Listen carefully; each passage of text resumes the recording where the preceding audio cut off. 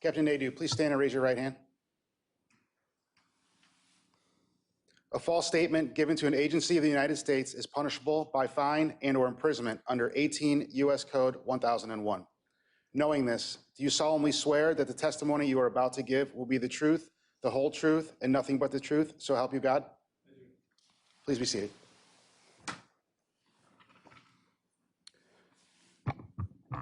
Captain, please state your full name and spell your last name.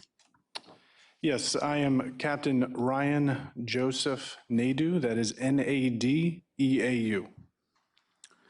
Please identify counsel or representative if present and have them state and spell their last name as well as your firm or company relationship. Magdalene Galitou, Galitou, representing Captain Ryan Nadeau, designated party in interest. Please tell us what is your current employment and position. I am the Director of Marine Operations for City Cruises in Norfolk. And what are your general responsibilities in that job? I'm responsible for the overall operation safely of our vessels in Norfolk, as well as our crew, and ensuring quality as far as passengers and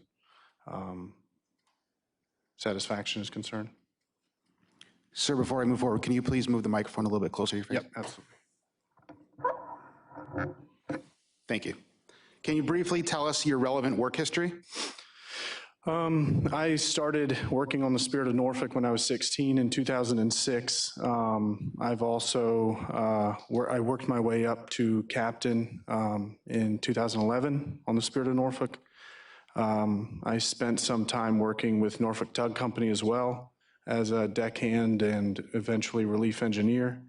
I then worked with another branch of City Cruises now, which was at the time Entertainment Cruises in Philadelphia, for about 18 months.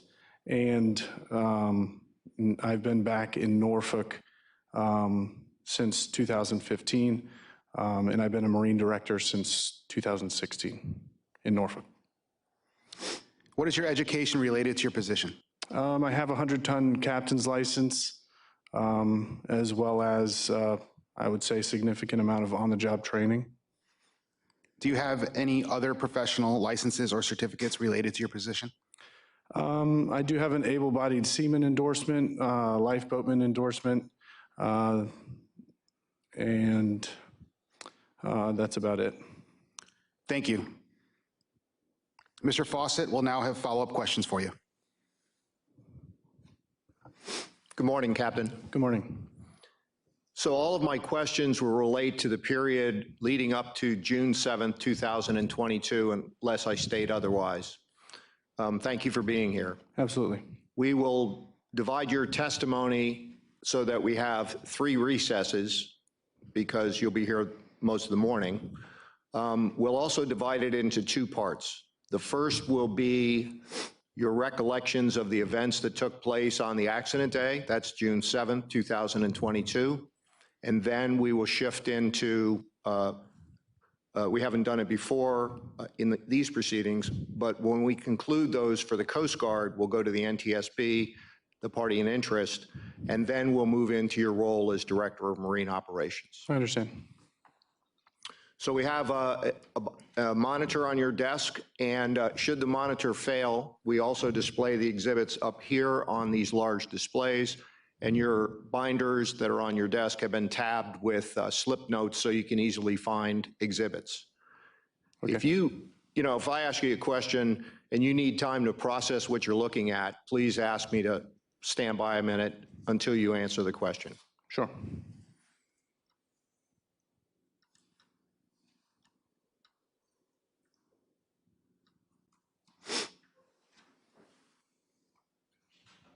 So thank you for your explanation of your work history.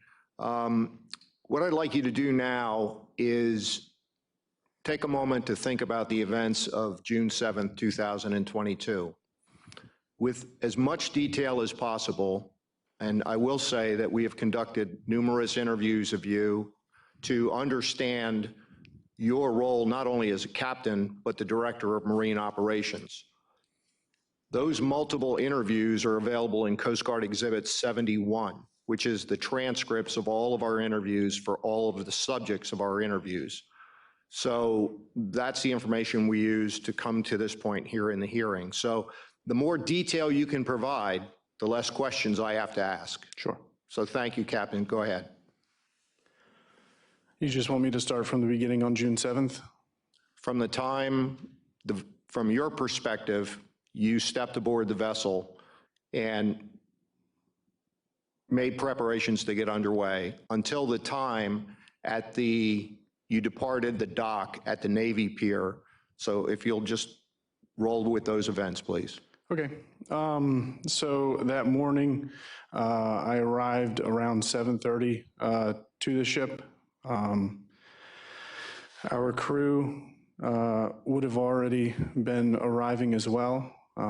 Our mate or senior deckhand at the time had already made preparations as far as warming up the engines, making sure everything's running, and making sure that the deck crew is prepared as far as their daily tasks with cleaning, organizing, making sure that the boat is ready for the cruise.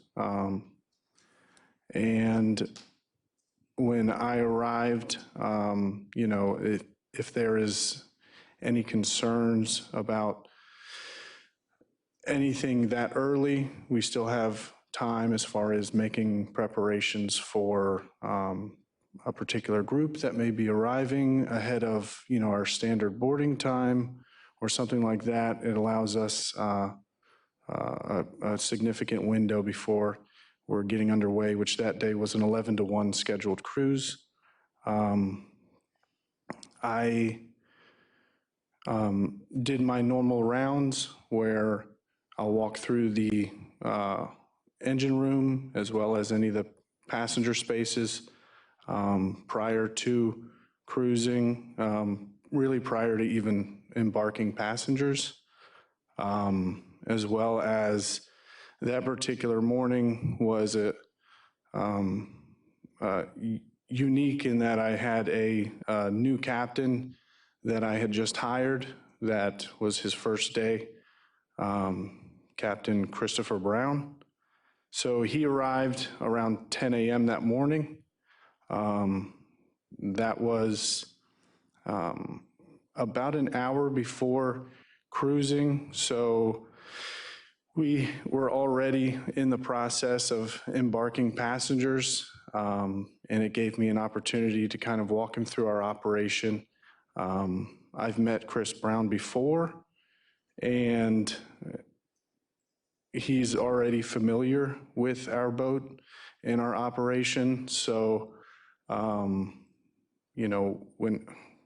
when it was getting closer to the time of departure, I asked Christopher Brown if he would like to, or Captain Brown, if he would like to ride the cruise with me. It was an early opportunity for me to assess where he's at as far as boat handling. And it was a very calm, nice weather day. So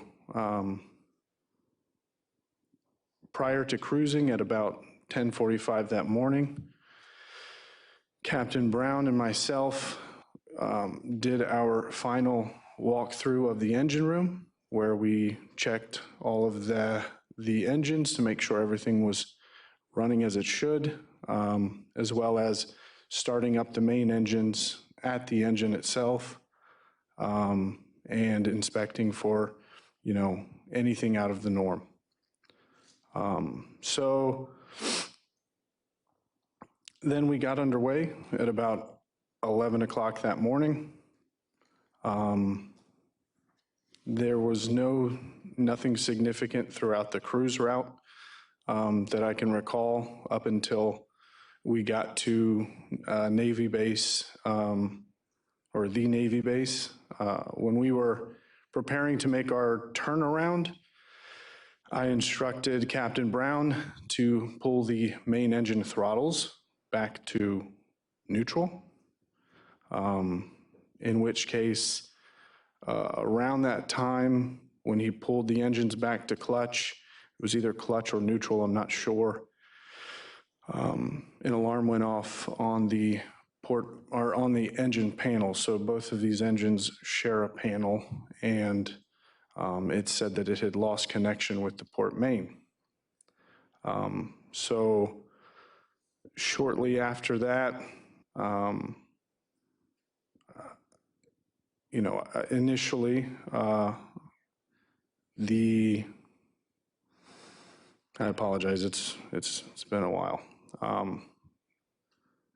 After we lost connection with the port main engine, I went over to look at the helm and to try and figure out what was going on with the engines. I attempted to switch throttle controls to the port wing station, which has an independent wire run. So in case there's something wrong with the wire run from the main engines to the wheelhouse, there's a redundancy in place where there's a completely independent run from the engine room to the port wing station. And when I tried to transfer power to the port wing station, that did not work as it was supposed to. And I still did not have control. At one point, the port main engine showed back up on the display. So initially, when we lost connection, I couldn't see anything as far as RPMs, temperature metrics, anything like that. But maybe it could have been 30, 45 seconds later, that port main engine came back on the display for a small period of time. But it was long enough for me to see that the engine was running and that it was running at normal parameters, in my opinion. And it was shortly after that that more alarms started going off, particularly alarms that I'm not familiar with, that I haven't heard before. I know that at that point, the throttle heads had started to start blinking different lights, making more beeping and alarm sounds coming from those, as well as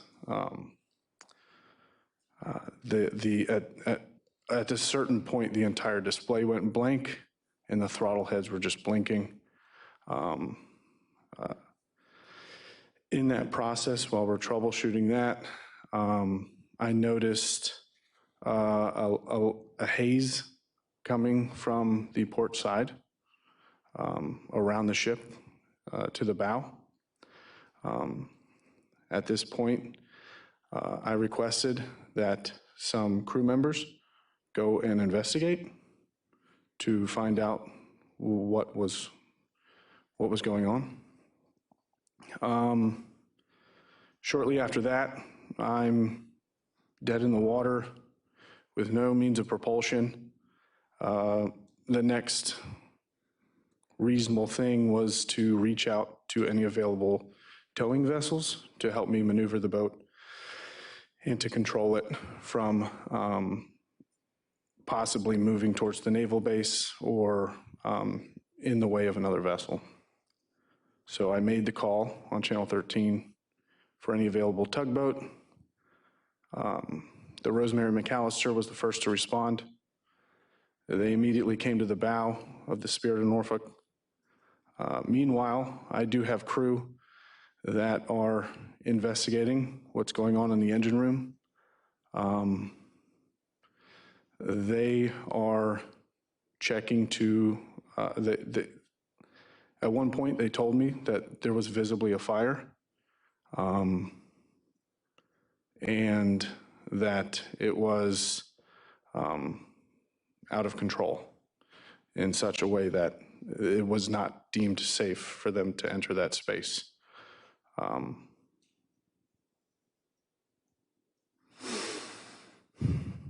So moving forward, It was at that point that I had to delegate some crew members to go to the bow of the vessel to receive lines from the Rosemary McAllister so they can continue maneuvering our vessel, as well as making preparations to move passengers to the third deck.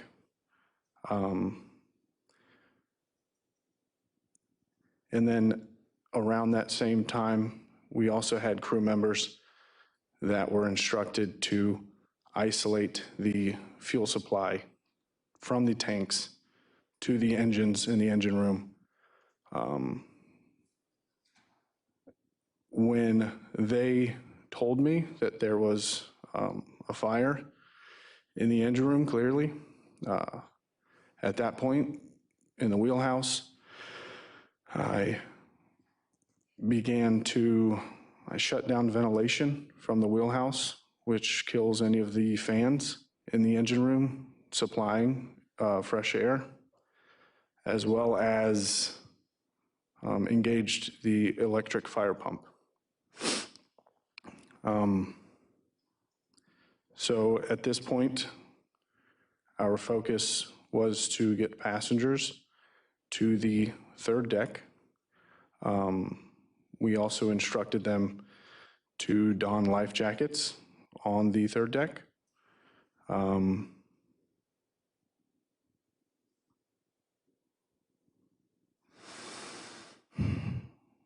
So after I had turned on the fire pump and engaged the ventilation shutdown, I made my radio call to the sector Hampton Roads to let them know I believe I have an engine room fire on board. And at that point, another vessel nearby heard my call on the radio, the Victory Rover, and Captain Brandon with the Victory Rover reached out to me to ask if I needed any assistance evacuating passengers from my vessel. So as the fire was growing in intensity, from what I could see through the ventilation shafts out the port side or the starboard side, I eventually came to the conclusion that I needed to get passengers off of our vessel, and that was the safest course of action moving forward. So I told the Victory Rover, yes, I will. I would love to have you come alongside, begin taking passengers. At this point, I probably have 2, 3, maybe 4 tugboats within 25 yards of my vessel. I had several other small boats. I can't recall all of them, as well as the tugboat with a deck barge pulling up in case we needed to get passengers off onto that.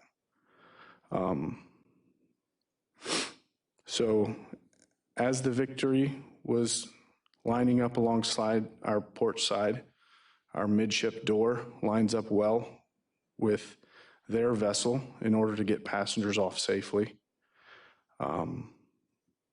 I began to ask any of the available tugboats with any type of fire hoses or fire monitors to engage in putting water on those flames on either side of the vessel, in which they did. Particularly, I remember the tug Condor on my port quarter was pulling up at around the same time the Victory Rover was pulling up. So once the Victory Rover was alongside, he requested that one of the tugboats to pull up alongside of him or any boat available to try and press his boat tightly to ours to make sure that the boats were not moving apart from each other. And we began to bring passengers down from the third deck through the stair tower and across the railing onto the Victory Rover. Once all of the passengers were off, I instructed the 5 crew members I had downstairs at that time to also get on the Victory Rover. I felt that that was the safest course of action for my crew. I also then went, at this point, when it was all the passengers were off the vessel, and I had that conversation with my crew. I did that in the midship area while Captain Brown was upstairs in the wheelhouse. I asked him to do the same thing. To his credit, he refused, and he insisted on remaining on the vessel with me. And the Victory Rover, after my crew, the 5 crew members, had gotten on that vessel, they departed and headed back for Town Point Park. Myself and Captain Brown had been in communication on 13 or 16 with the nearby vessels throughout this process. At one point, after the Victory Rover left, the small crew boat or supply vessel, I believe it's the Ohio River, they pulled up in the same position at that midship door. And as I was walking by to go back upstairs, one of them said, hey, whenever you're ready, we're ready to take you off. So I continued to sweep the boat. I grabbed a PFD for myself and Captain Brown. And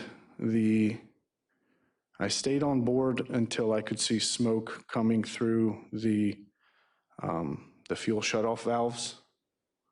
It was at that point that I made the decision to get off of the Spirit of Norfolk. So Captain C.J. Brown and myself grabbed those 2 PFDs, 2 VHF radios, one for 13 and one for 16, and we got onto that crew boat. And then after that, there was a nearby vessel that Captain Brown and myself got onto. It was a towboat US with a captain I'm very familiar with, that I've worked with in the past, and I instructed the guys driving the Ohio River to drop me off with that person. At that point, that captain, he also used to work on the Spirit of Norfolk. So he made the call once I got on board with his vessel to my general manager to let her know where I was and where everything was. And as the tugboats began to move the Spirit of Norfolk into position at Pier 4, myself, Captain Brown, rode on this particular boat. It's the towboat US boat over to Pier 4 to meet the Spirit of Norfolk at that dock.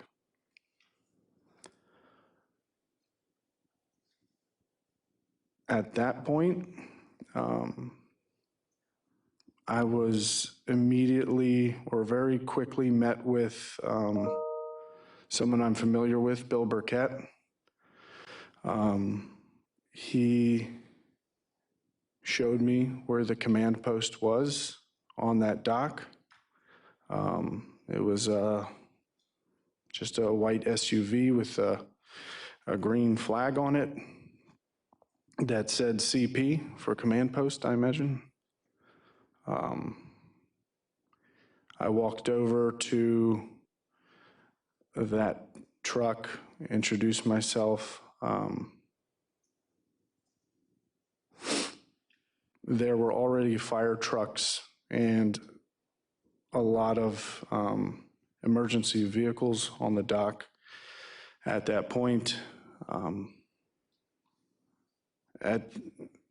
And at this point, while the Spirit of Norfolk is being brought in, the tugboats had pretty significantly been hosing down and adding water to those vent shafts throughout this entire process to try and quell the flames.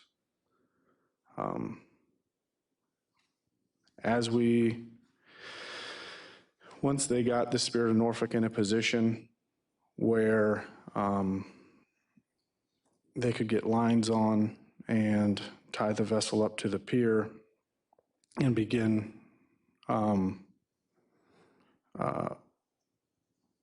continuing firefighting operations. I remember before I got off the vessel, one of the things I did is I grabbed the fire plan that was in a PVC tube off of the first deck stern. I set it outside on the first deck stern to be easily accessible without having to go inside the vessel. So once the vessel was tied up and I met with the gentleman at the command post, I told them where the fire plan was. This fire plan lists where our fire stations, as well as a general arrangement for our vessel, including any accesses to the engine room. So moving forward, there was shortly after I was met at that command post truck, I spoke with a Norfolk firefighter about where the closest access to the engine room was. So I walked over with him to the starboard side of the Spirit of Norfolk, maybe within a few feet of the aftmost window, and said, the emergency escape hatch for the engine room is probably the closest point to get into the engine room, and it's right on the other side of this window. You guys can break this window, and it's right there. You can see it from the window. So throughout that entire afternoon, there was a pretty regular engagement I had with a lieutenant that was a Coast Guard investigator. So pretty frequently, while I'm being asked questions about things pertaining to the vessel, I'm constantly being pulled away from those conversations to go talk to an investigator on the other side of the pier in a quieter area about the incident and what happened leading up to it. So while I'm attempting to coordinate with the firefighters and the chiefs, pretty regularly I had to stop what I was doing and then go walk over, talk to the investigator, explain to him what happened, and then go back and forth.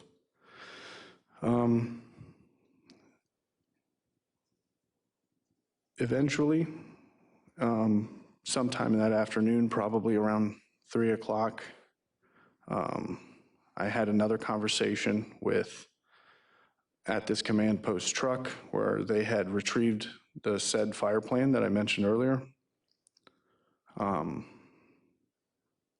They had rolled it out on the back of their truck, and we were discussing the access points for the engine room from the inside of the vessel.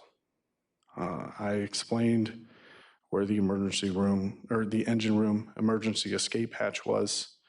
I showed it to them on the, it basically looks like a blueprint. And basically said, this is maybe 20, 25 feet from this back door. This is the safest route to get to the engine room. As well as, again, you guys are free to break that window. You know, this is a moot point at this stage in the game. So if you would like to break that window to be able to see your men go down in that hole, or even to see them while they open it, I believe that to be the safest course of action at that point.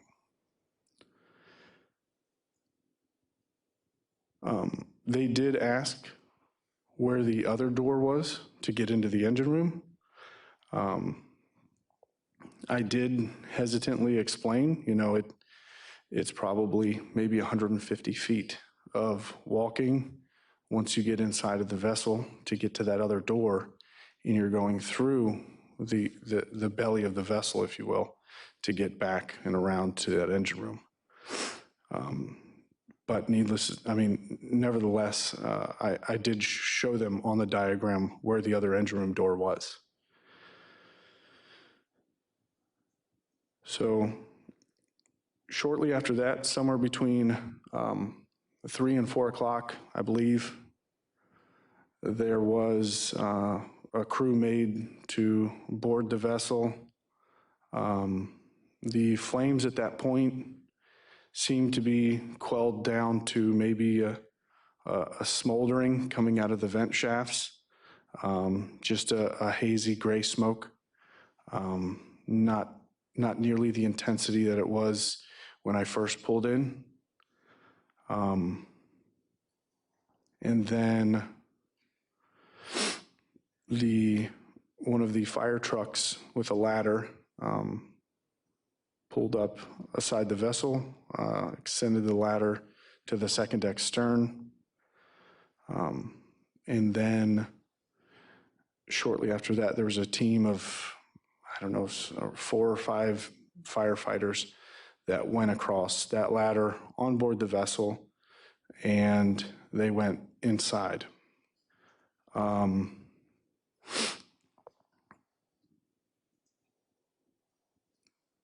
I'm not sure the length of time it was that they were inside, but shortly after, it could be maybe 10, 15 minutes after they were inside of the vessel, all of a sudden, everybody started running frantically on the dock, the firefighters, that is, and the fire engines everywhere began blowing their horns. And I understand that later to be the Mayday call when they breached the forward engine room door. After that, eventually, those firefighters were gotten off of the vessel through that same ladder that they boarded the vessel on. I don't recall, again, I don't recall how many of them there were.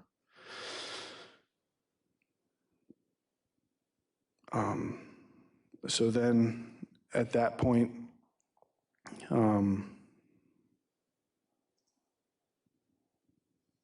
there was a slate port list on the vessel.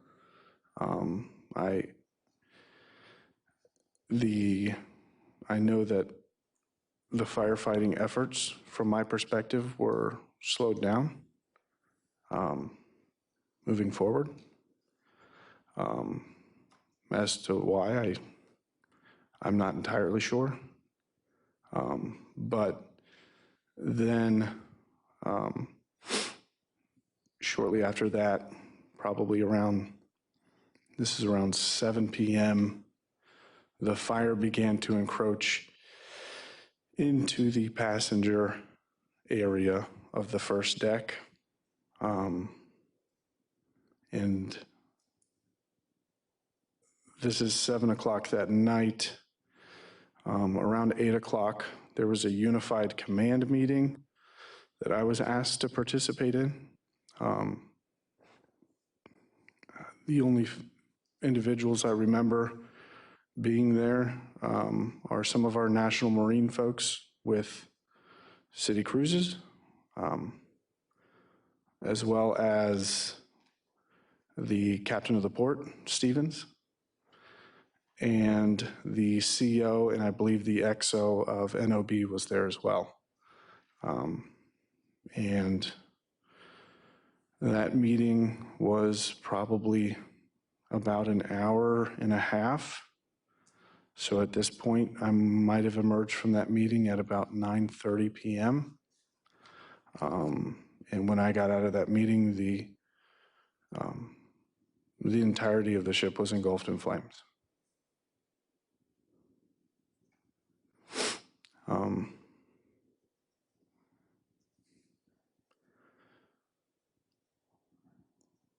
So then I did not leave the pier that evening until about 11:30 at night. But between that 9:30 and 11:30, I don't remember much happening of significance.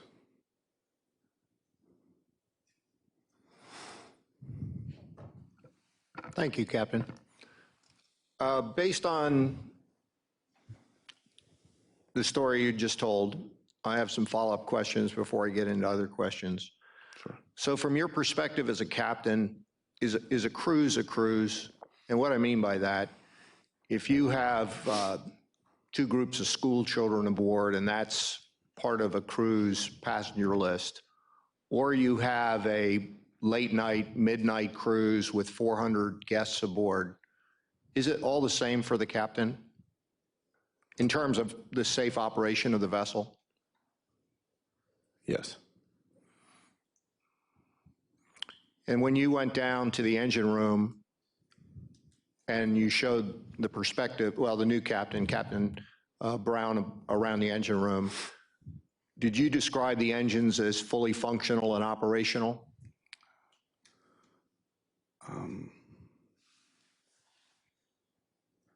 I don't believe I would have any reason not to describe them as fully functional and operational. Did you explain to the new captain in training that you had instructed the crew to pay particular attention to the operating condition of the port main diesel engine? At that point, on June 7th, Correct. no, there wouldn't have been a conversation with me and Captain Brown about the particular operating conditions.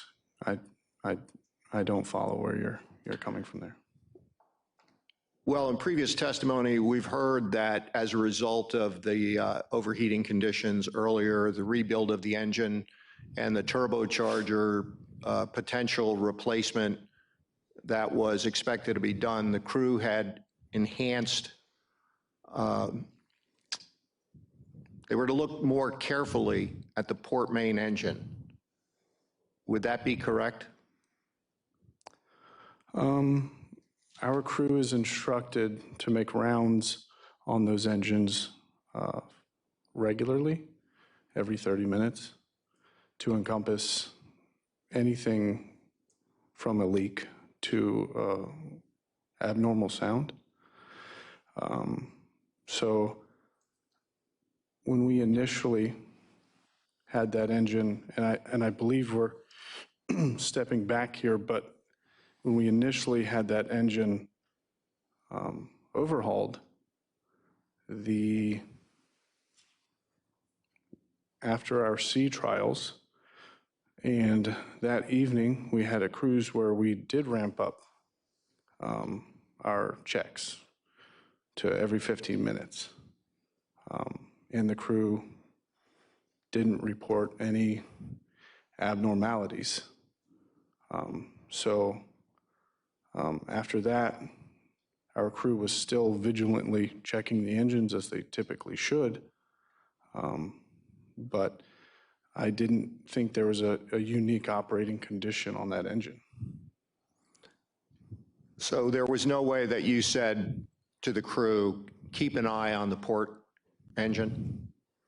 In particular, more vigilance than the starboard engine?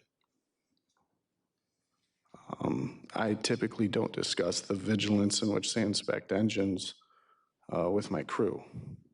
Who does? I expect an equal standard throughout. Is there a document or procedure that explains the precise duties of any person when they make those rounds, either starting the engine or on 30-minute intervals? Yes, And what is that document? our engine check sheet. Okay, so that would be a spreadsheet where certain components of the engine, pressure gauges, for example, for hydraulic pressure, temperatures would be logged. But is there any other document that explains how to gather that information or what to look for it? No, that's more on the job training. I mean, that's a part of how we train our crew when they do engine checks. The things to keep an eye out for, items to look for. I'm not sure if there's a document that explicitly details that, but that is part of our training when we show someone how to do an engine check on our vessels. So does the company, City Cruises, provide crew person training in any fashion that the person has to complete through a training program and then sign or document? I'm not sure. Shifting to, you're out in the middle of the Elizabeth River and you have what you believe to be a loss of communication to the port engine. That morning, did you test the wing station propulsion controls that you describe as an independent means of communicating with the engines before you got underway? Yeah, I get underway from the wing station. So before we get underway, we do our gear checks and our steering checks from that wing station. Are there two wing stations? Yes, sir. And which wing station did you go to determine whether you had control of the engines? The port wing station. And is that the one you check in the morning? Yes. So from the time you initially believed you had a propulsion casualty till you had the slightest inclination that you thought there was a fire, you mentioned a haze, and then ultimately the crew came up and said, we do have a fire. What was the approximate span of time? I know things happen fast, but could you give us a span of time? Less than 5 minutes. I mean, maybe 3 minutes. So you mentioned channel 13. That's the bridge-to-bridge navigation channel. Would I be correct? That's correct. So initially you were concerned that there was a potential for drifting into the Navy base or impeding the movement of other vessels on the waterway. So for you, initially, it was a propulsion casualty. Well, that was the initial thing that I lost, was propulsion. And then you moved into, you knew the fire, and typically we notify other vessels and so forth of a grave or imminent danger by a mayday call or an urgent call, which we use as pond. So I would have played the audio. You basically called the Coast Guard and said you have an emergency. Is that correct? Yes. So I didn't realize this before. The information you provided about a tug with a deck barge, do you recall the name of that tug? No, sir. And so the plan would have been on that day, under circumstances where perhaps the Victory Rover couldn't have assisted you, and the tug could push the deck barge perhaps in your proximity, and the passengers and crew could step over or jump over to the deck barge as an option, perhaps. Yes. I mean, Given the circumstances and the available vessels nearby, there were several means of egress for passengers, and the deck barge was one of the last ones to pull up in case the Victory Rover couldn't accommodate it, or any of the other tugboats that were nearby.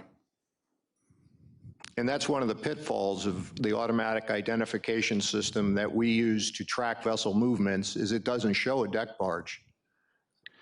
There's one there. Yeah, I realize that. So you get to the point where you now know it's a fire and you're making rounds of the vessel. You had described for us, let's back up just a minute. So for the benefit of the public, Coast Guard Exhibit 62, and we are having display exhibits. So Council, if you could go to page 62. Page 1, there's an image of a closed-circuit TV monitor to the left of the captain's station. We're talking exhibit, excuse me, exhibit 62? 6.2, yes.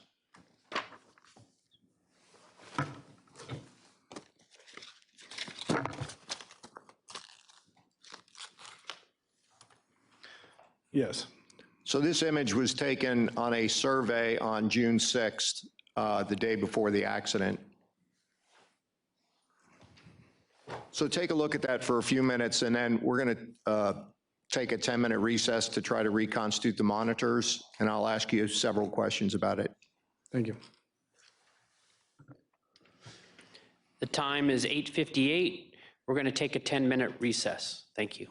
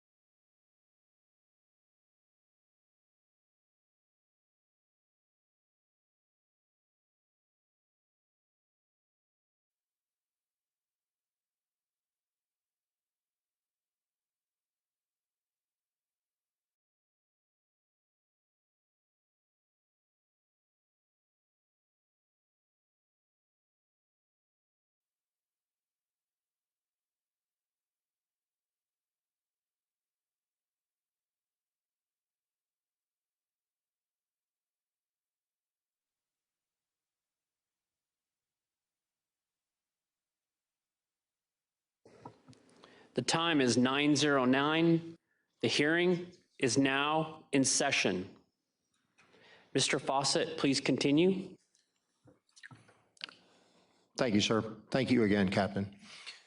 In this image, which is displayed for the public, and it's in your binder, there's a television or a computer monitor. Can you describe what that is? Yeah, so that's a display for our closed circuit TV monitoring system for our security cameras, or, cameras.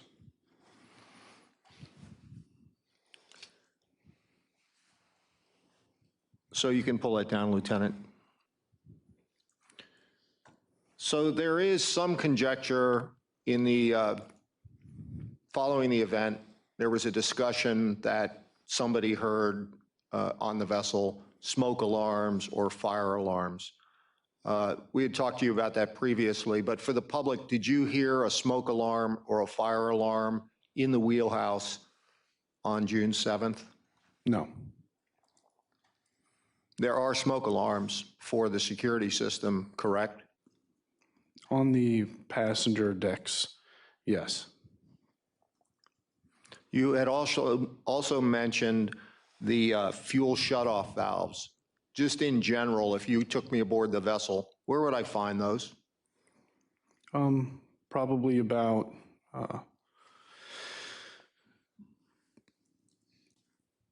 it's right over top of the engine room, on the first deck, in the passenger area.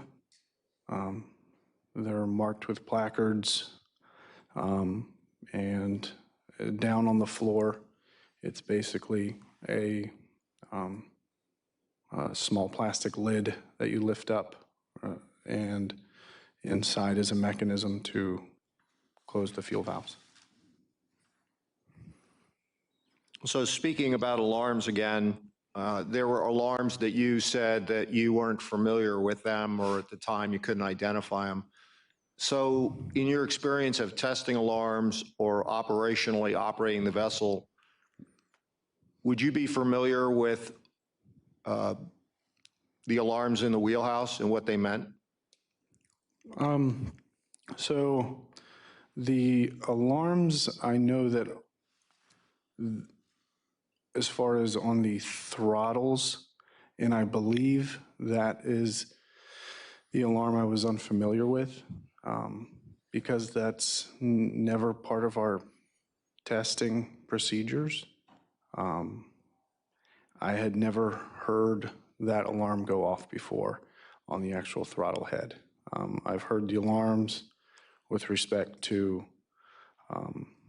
testing on the engines themselves, like when I said the lost connection alarm went off. That alarm I was familiar with, or any of our bilge high water alarms. That panel was not, it was not triggered at all. And that also encompasses a few other things like high temperature or low day tank for our generators. And that alarm was not going off. I'm just familiar with unfamiliar with that throttle, that particular throttle alarm. I had not heard that before. So you've been captain of the vessel for a long time. Is there a document that instructs other captains, full or part-time, on how they are to conduct rounds of the vessel? You're referring to pre-cruise? Yeah, your pre-departure walk around that you mentioned. Yes, there is a checklist. And would that checklist include, like, making sure there are no boxes or combustible material in proximity to the engine or either engine? I'm not sure. And why were you familiar with the loss of comms, that the alarm from the loss of comm? So on those particular engines,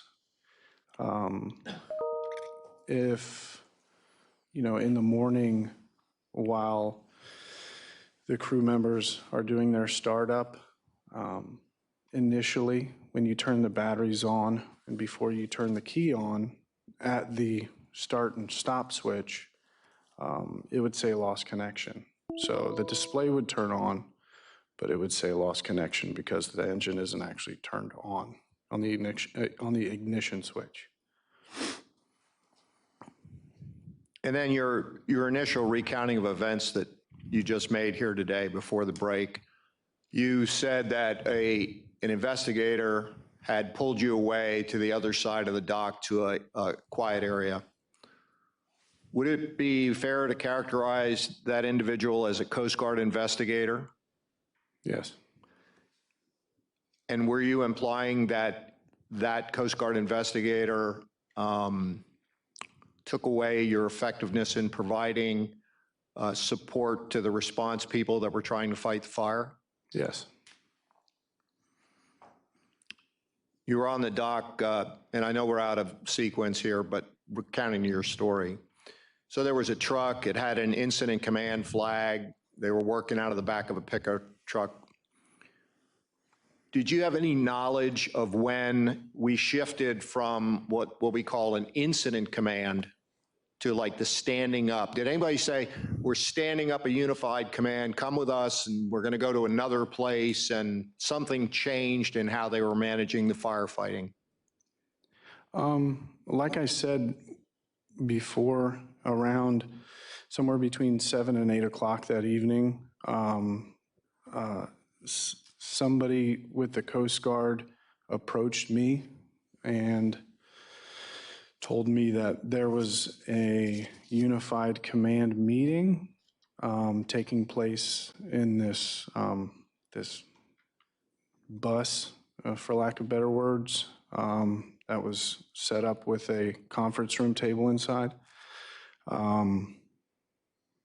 And she said that, they would like me to attend that meeting, but I don't recall anything as far as a change in command. And then just to close the loop on the engine control modules, if you took me in the engine room at the time, you made your rounds, the thing that sent the box, or the component that sent the information to the electronic control modules up in the wheelhouse and the displays, is that like over the turbocharger area in general, right over the top of the engine? No. Where is it? On the forward bulkhead in front of the port main engine. So yeah, but you have to have something that goes from the engine to those boxes. Are there like sensors or pickup points where they pick up cylinder head temperatures mounted maybe above the engine? I'm not a mechanic. I don't know how to answer that question.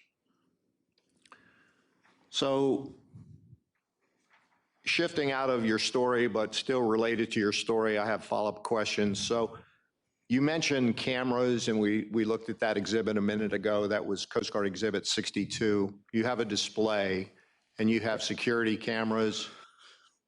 What other cameras do you have on board the vessel, other than ones required for the security of the vessel? I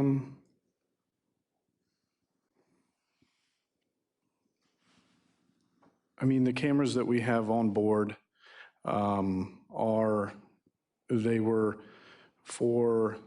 we have some on our stern decks outside. We have 2 of them on our third deck, which is also outside. There were several on the interior decks. Almost every stairwell was monitored by a camera, to my knowledge. Our kitchen galley had cameras, as well as the liquor room and engine room. So you mentioned camera. So how many cameras are in the engine room or were on the engine room of the Spirit of Norfolk? 4. And what were their intended purposes?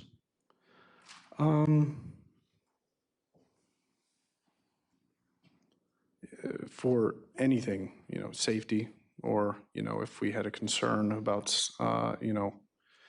if there was ever a security incident,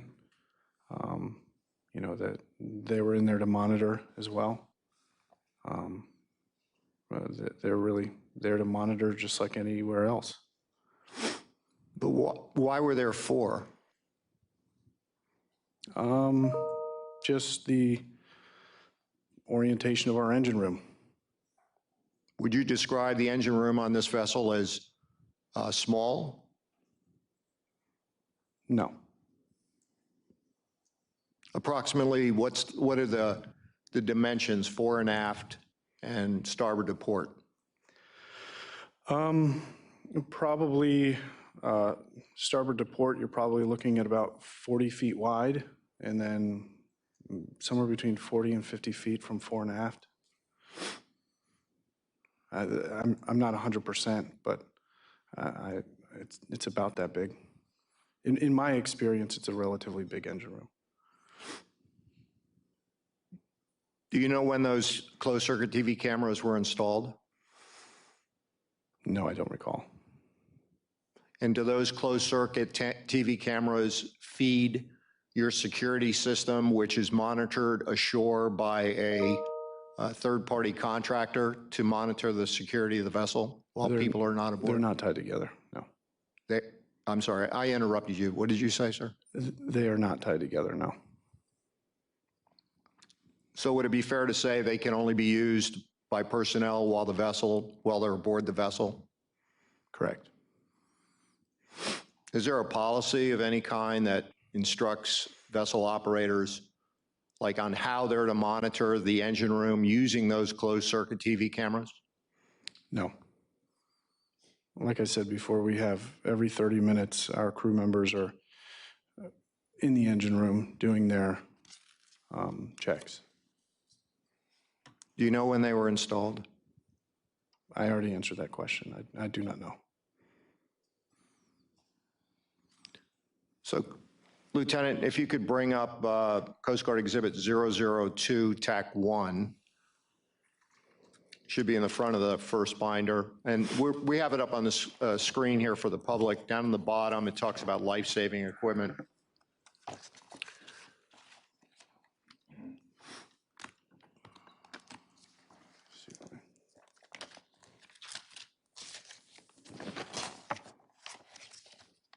So while the captain's looking, that is the Coast Guard Certificate of Inspection, and it lists the life-saving equipment required. Do you have that in front of you, sir? Yes, yes, sir. So it lists the number of life preservers, which I think you described as PFDs. Would that be correct? Correct. And it lists inflatable rafts and life floats. And the number displayed there is 0. Is that correct? Correct. Does the Coast Guard stipulate through regulations the type and quantity of life-saving appliances? Yes. So based on the events of June 7th, if you had several hundred people aboard on a night cruise operating in the Elizabeth River, and there were no immediate response vessels, what would the passengers be required to do in the event of a large fire? In the event of a large fire, similar to the one we had. More catastrophic. More catastrophic. The passengers would be sent to the top deck initially, and then we would have to begin bringing people into the water. So that would be abandoning ship? That's correct. Is there any distinction in your perspective between evacuating a vessel or abandoning ship?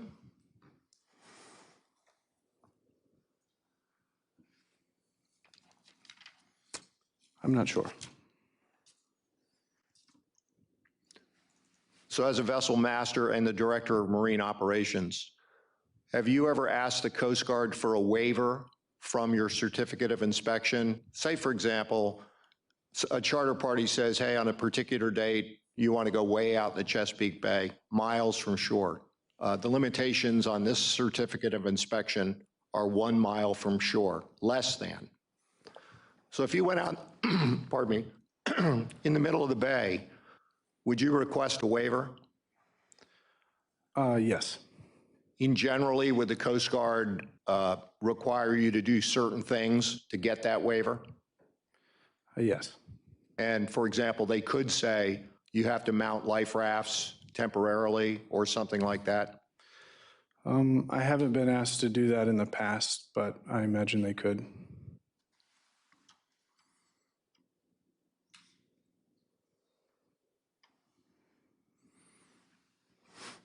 So we've talked about the classification of the Spirit of Norfolk as a K, subchapter K vessel, certificated to carry up to 600 tons, 600 passengers. And also, there are some carryover from existing regulation, which we call TL. If the vessel, in your opinion, had been fitted with a fire detection system or a fire suppression system, which is required with new construction, newer construction, subchapter K vessels, would that have reduced the likelihood of the fire being detected, or would it have created a situation where the fire would be detected earlier? Yeah, I imagine so, yes. How about if it had been fitted with a fire suppression system, either automatically activated or activated by you, the master? Would that have perhaps reduced the extent of the fire, at least for a time? Yes, sir. I imagine so.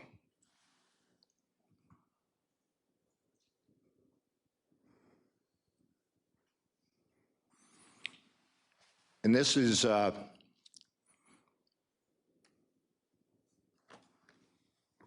to the point of June 7th.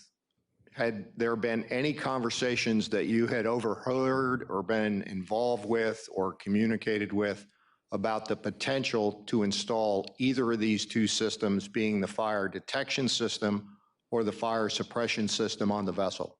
No, sir.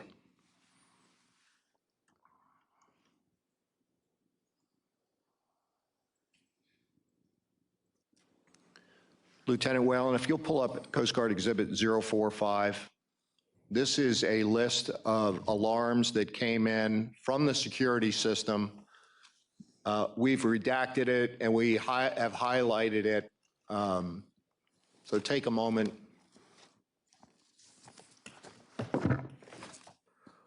I will describe that the highlighted area for the Spirit of Norfolk cruise boat, there is a highlighted area June 7th, 2022, which appears to me, I'm not an alarm monitoring company, but at 12:09:20 p.m., right after lunch, after you detected the fire, indicates AC power failure. Yes. What was the first notification you received from the security system? I mean, it could be by active monitoring or a cell phone call or notification that there was a security system alarm going off. Yeah, there, in that case, I don't recall, but the alarm panel local on the boat would have had an alarm going off, as well as they would have called me on my cell phone. And the initial alarm was a power failure and there's a battery backup, is that correct? Yeah, that's correct. So Coast Guard Exhibit 71, which we're not going to pull up, but for the benefit of the public, it was the preliminary interview transcript that we conducted with you in Norfolk or Portsmouth several months ago. You had said that after the event of May 15th, which was an engine overheating situation, and we'll talk more about that as the Director of Marine Operations, But about 9:30 that night, and I'm paraphrasing, you went up to the wheelhouse, you pulled up the closed circuit TV footage of the event that took place. And I'll just recount that. Correct me if I'm wrong. The engine overheated. Initially, the crew thought it was a fire. They went to the watertight door, opened the watertight door, and activated and used 2 fire extinguishers on what they suspected was a fire. Is that correct? Yes. Initially, it later turned out to be a coolant leak with a mist of red antifreeze, which would have made some people think it was a fire. Correct. So you reviewed the closed circuit TV footage to do what? I reviewed that to try and assess how long that engine had been running after the leak started, so that I could relay that information or just for my own peace of mind to understand what happened.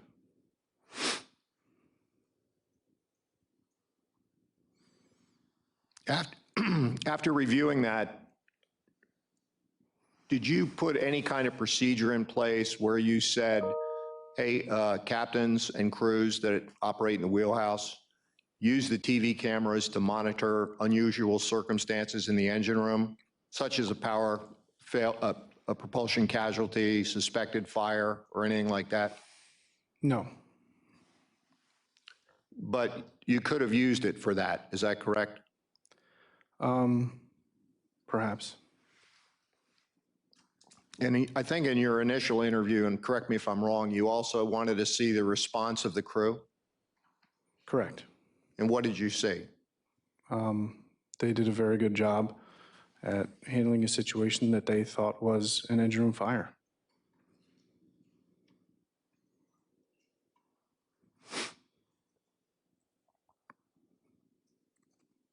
Please go, Lieutenant, to Exhibit 34, and it's a single page. It should be slipped in the book. This is a list of cruises that took place on the Spirit of Norfolk in the time frame leading up to the June 7th. And if you look down the page on May 29th, and please correct me if I'm wrong, there was a cruise that May 28th or 29th where it appeared to be a very late night cruise. They departed the dock around 11:30 p.m. and returned about 1:30 p.m. Would that be correct? 1:30 a.m. That's what I meant. I'm sorry. Thank you, Ken. How many passengers does it show?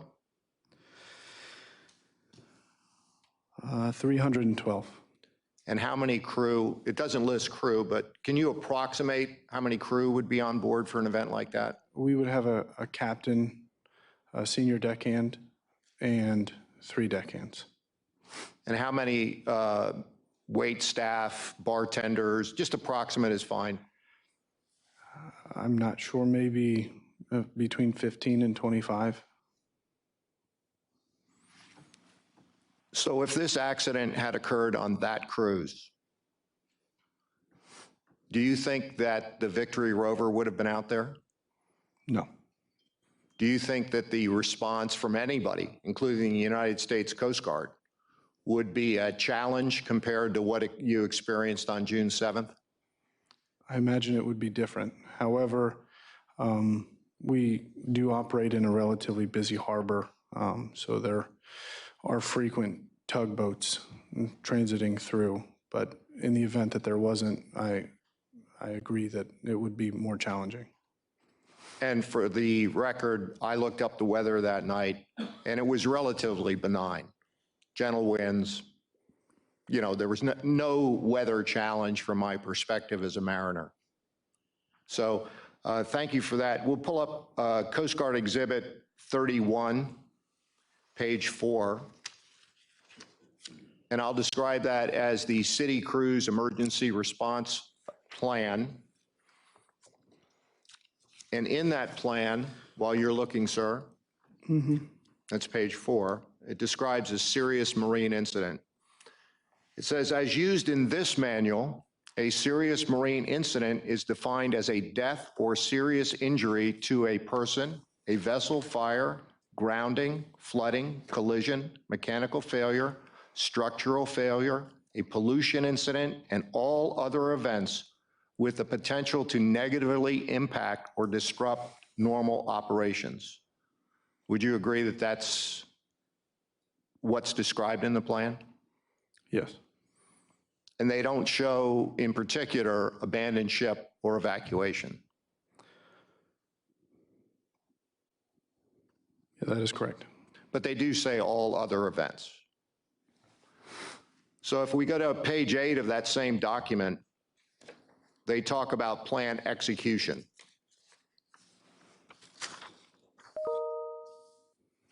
So it says, execute the following actions immediately upon the occurrence of a serious marine incident. The person in charge is assigned according to the vessel chain of command.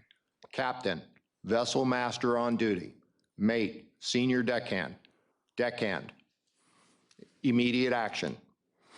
Take immediate action to stabilize the situation. Sound the general alarm using the ship's horn, public address system, vessel alarm, shipboard phone system, handheld radios, or other appropriate means. Was the general alarm sounded? No.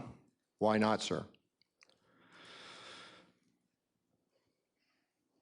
At that point in time, I was exclusively focused on making sure this situation did not adversely affect any of our passengers. But your first duty is to the safety of the passengers, and as it says here, the immediate action is to sound the general alarm.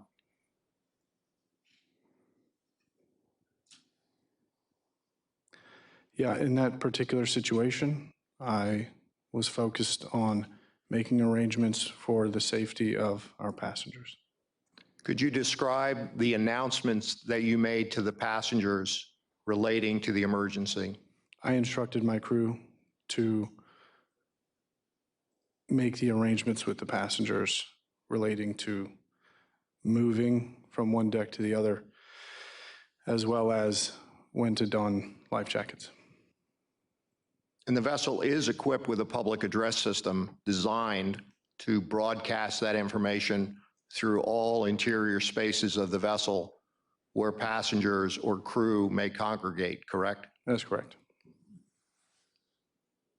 Do you know, and I asked this on the May 15th overheating incident where the vessel lost propulsion and they thought it was a fire, and we didn't ask you this previously, did that captain make a general alarm, sound the general alarm and make an announcement? I'm not sure.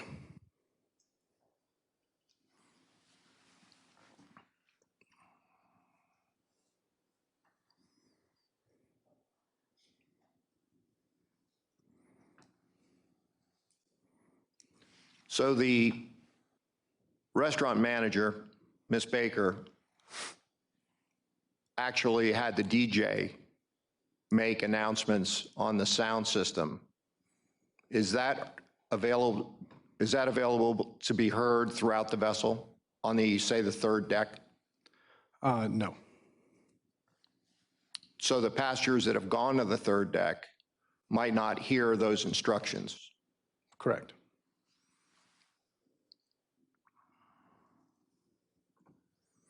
Speaking about Miss Baker, who at the time was called Miss Ginn for the benefit of those looking at the transcript,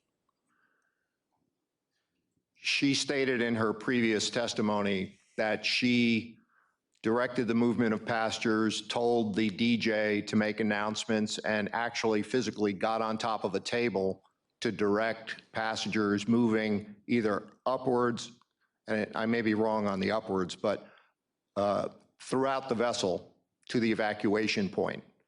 Do you know if that's a correct statement?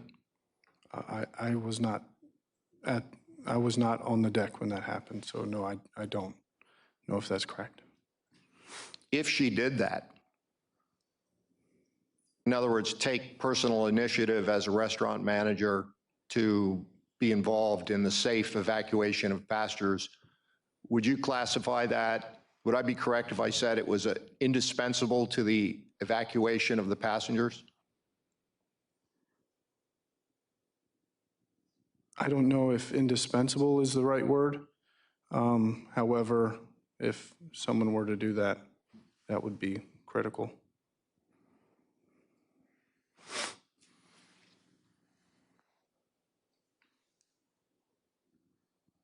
So could the Marine crew aboard, could you describe the number of persons in the Marine crew that day? I mean, how many people? In total, including myself, there were 7 of us that day.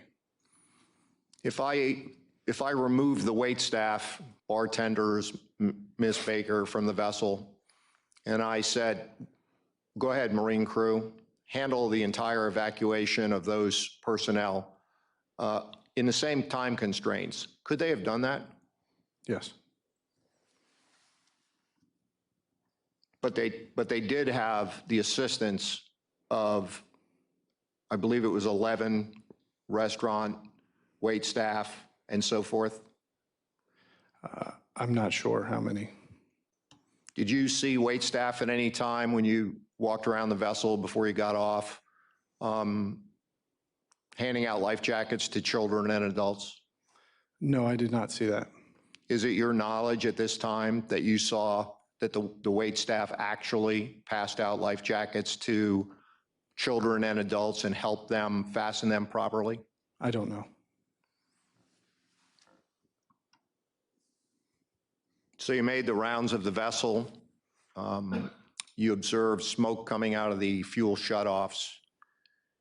Did you go down to the lowest deck and look at the forward engine room bulkhead? Yes.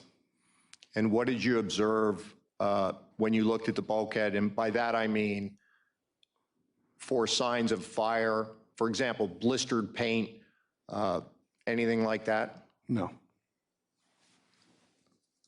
Was the watertight door fully closed and secured to the best of your knowledge? Yes, sir. And is it marked with open, closed? Yes.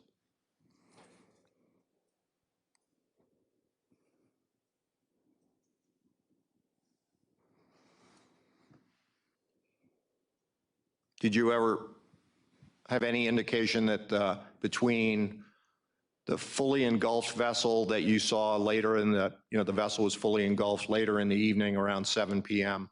and 9:30, did you ever see the fire go out? Yeah, I can't say that I saw it go out. However, like I mentioned earlier, around the time when they were preparing to board the vessel, the team of firefighters, that is, at about that point, it seemed like it was just kind of a smoldering smoke coming out of the vents versus the initial just rolling flames. So it was just significantly less smoke than there was initially. So it definitely seemed like it was progressing in the right direction as far as putting out the fire. So we had conducted extensive interviews earlier, and I am remiss in remembering. Have you had Marine firefighting training? No. Is it available in the Hampton Roads area where you could go to a school if your company sent you and have you attend a Marine firefighter training course? Yes, I believe it is. And yesterday, I heard something I didn't know before, that some of the crew, perhaps, I'm not sure if the accident voyage, but were any of the crew, to your knowledge, either retired firefighters, active firefighters, volunteer firefighters? Not that day.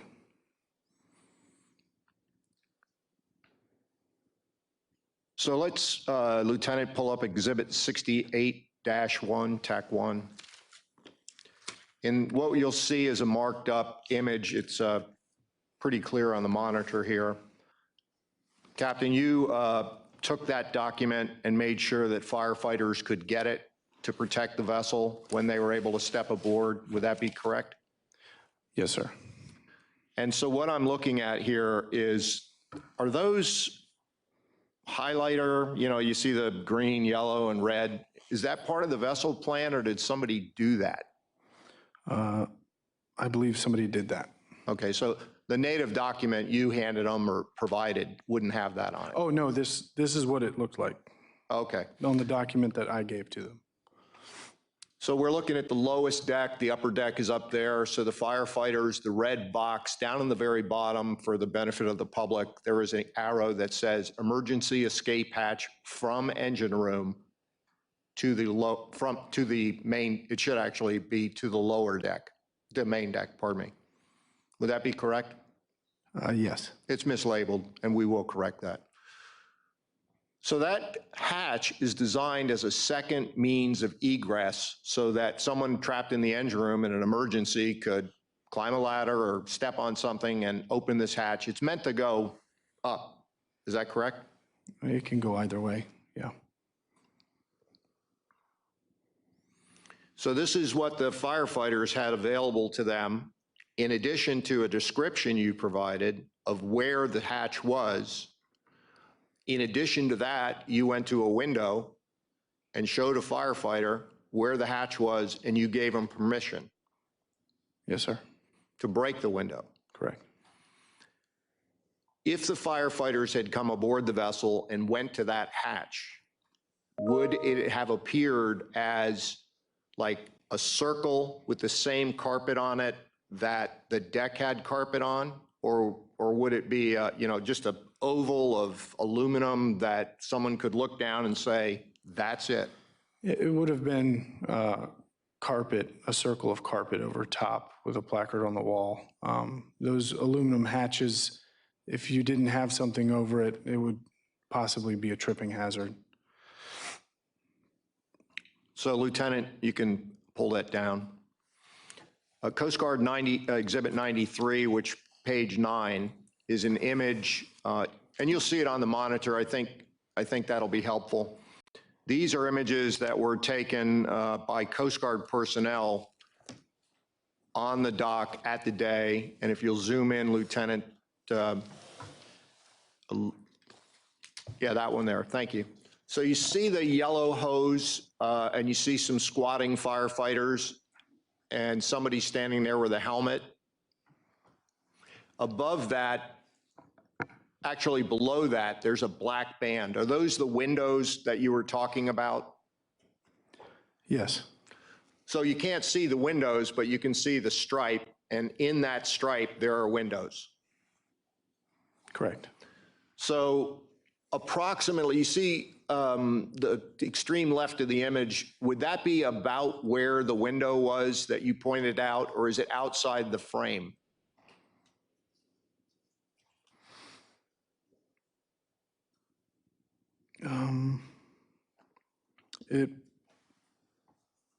I believe it would have been just forward of that stream of foam.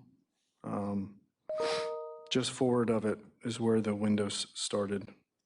Okay, so what I'm seeing here, and correct me if I'm wrong, there's some firefighters squatting with a yellow hose, and there appears to be a vent or something there different than the black band. And so there's a wash of foam coming down, and that's about where you went to and pointed. Correct. Did you take a firefighter there, or did you take what I would classify as somebody in, they have these incident command individuals, and they wear specialized vests. They say incident commander.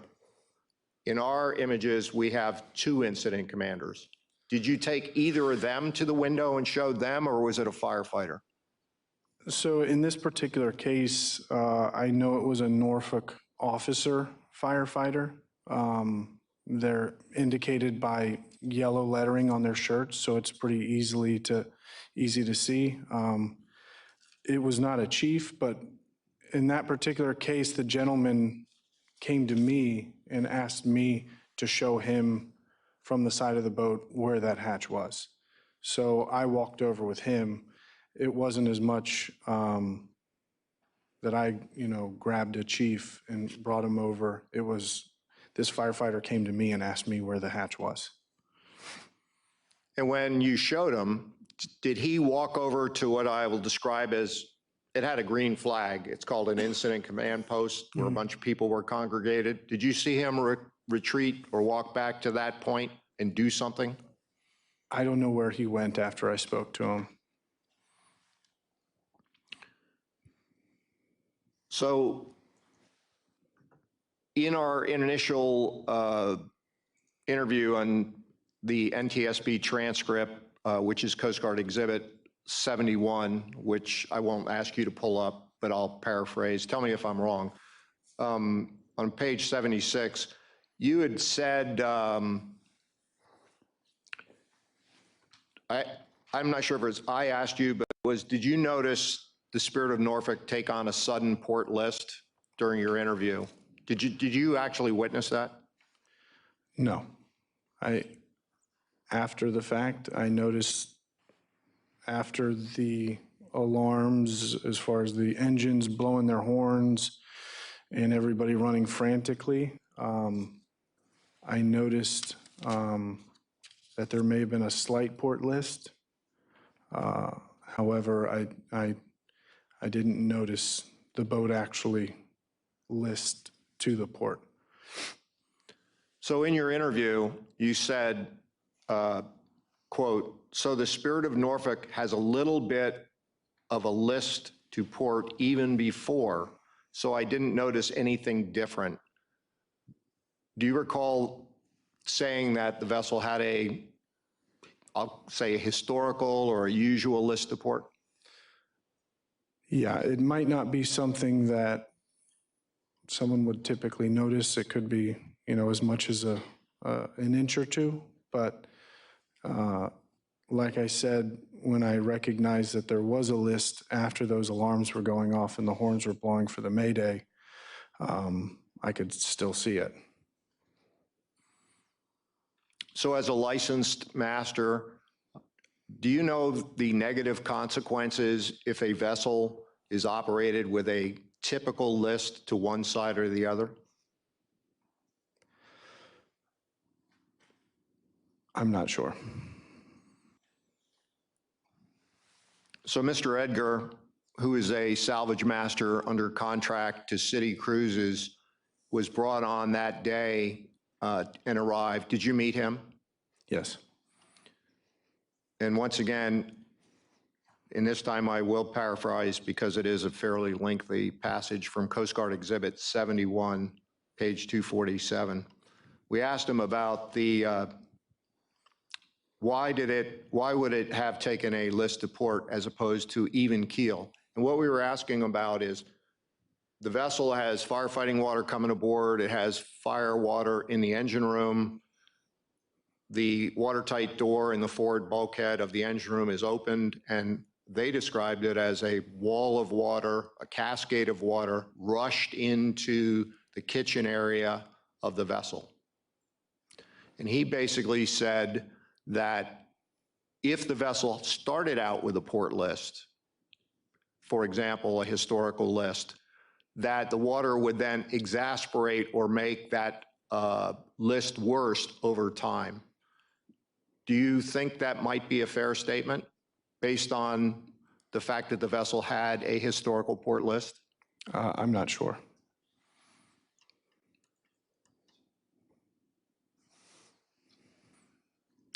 So knowing what I've just talked about, do you think that having that couple of degree list might have caused complications to the firefighting efforts?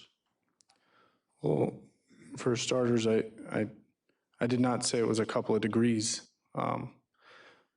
but I can't speculate as to how that affected the firefighting efforts. And you're correct. You said a little bit. So that, thank you, sir. I said a couple of degrees, so I'm sorry about that. And just talking about complicating firefighting efforts. So the individual that you showed the window to, Do you know if that, because we use Norfolk and we have a couple of Norfolk firefighting entities. We have Navy Norfolk, and then we have the Norfolk Fire Department. Do you have any idea which type of personnel This gentleman was a Norfolk firefighter. Norfolk Fire Department? Correct.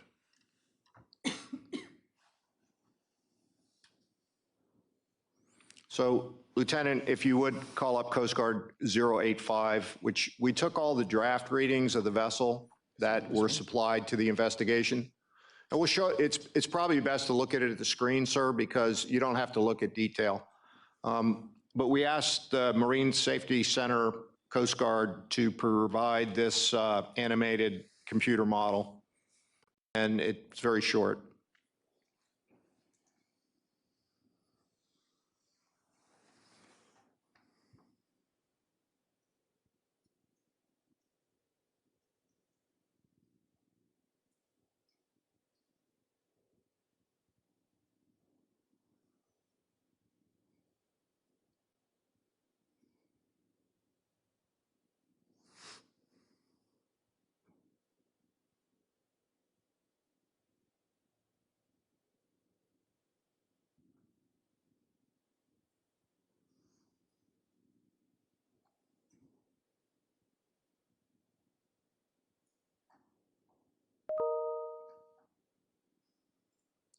So are there any standard operating procedures provided to you, either by City Cruises or that you've developed, that basically say to zero out the trim of the vessel fore and aft, or zero out any list as part of vessel operation? We monitor it from day to day for any changes. And on June 7th, I did not record any changes from my previous interactions with the vessel. And how do you monitor that? The draft markings. Is that part of the process, to take draft readings every day that the vessel is operating? I'll walk the vessel, yeah. Walk around the vessel How do you take the outboard drafts? from the other side of the pier. So you're in a position to be able to see both sides of the vessel? Correct. So the vessel, the Spirit of Norfolk, is assigned a Tier 1 rating as it relates to what the Coast Guard does in terms of inspection and oversight. When that vessel was classed as a Tier 1, did any of the operating procedures change for the vessel? In other words, the Coast Guard calls this enhanced oversight. Did at the same time, did City Cruises or the Spirit of Norfolk, you as Director of Marine Operations, said, okay, we have this new classification, and this is what we're going to do as a result of that? Well, there were memos about it, that this new process was coming down the pike, and we were aware of it. However, Norfolk, we do a lot of training with the Coast Guard, whether it be on days where our boat isn't cruising and inspectors come by, or even on our annual inspections that aren't necessarily a COI. We're prepared to do 100% of our inspections on every inspection. So to the degree that our inspections changed, all it really meant for us was that we had another inspection at the 6-month interval in between our annual inspections.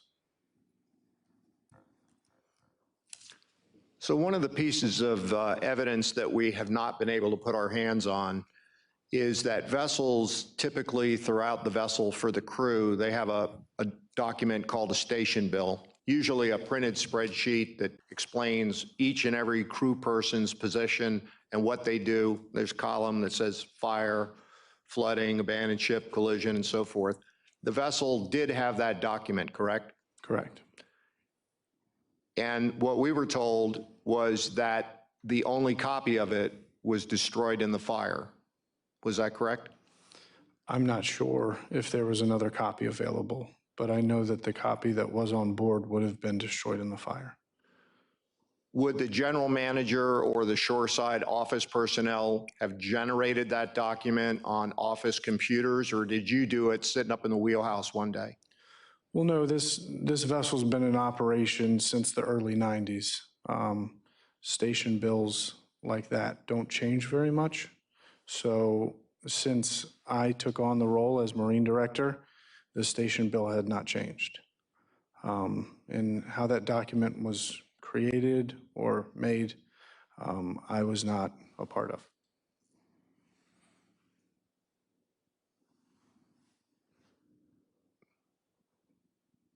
So, wrapping up my questions, this is my final question, then I'll turn it over to my colleague, Lieutenant Commander Emmons. So as you sit here today, do you have any idea from any information as to the source of the fire that occurred on June 7th, 2022? No, sir. Thank you, sir. Before we shift to Lieutenant Commander Emmons, this appears to be an ideal time for a 10-minute break. So the time is 10 a.m. We will reconvene in 10 minutes.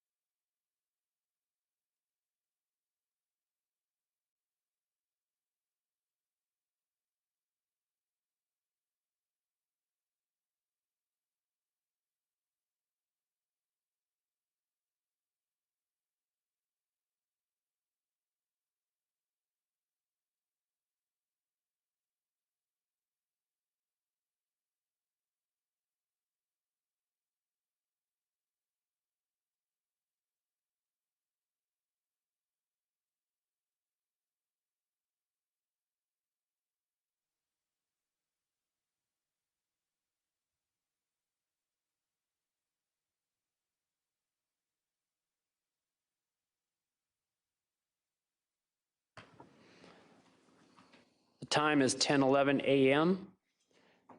The hearing is now in session. Lieutenant Commander Emmons, do you have any questions for this witness? I do, Commander. Thank you. Captain, I'm going to go back just a little bit in time. Do you discuss the tech report recommendations with Bay Diesel when they put it on a tech report? After we, yes, I do. And do any of those recommendations get discussed with the crew? Or is it just a conversation between you two? It would depend on the recommendation. And Lieutenant Whaling, can you please pull up Coast Guard Exhibit 007, TAC 1 on page 34, which is the Bay Diesel Tech Report from May 26, 2022, the last day of the engine rebuild. I'll give you a second too. Sure, it's 34.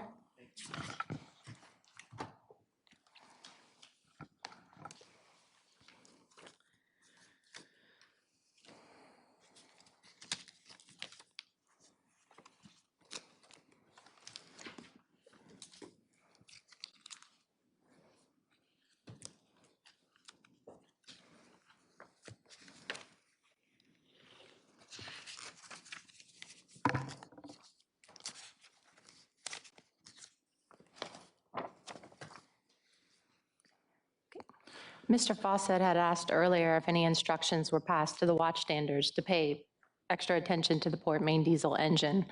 I'm just going to read the recommendation from the tech here in this report.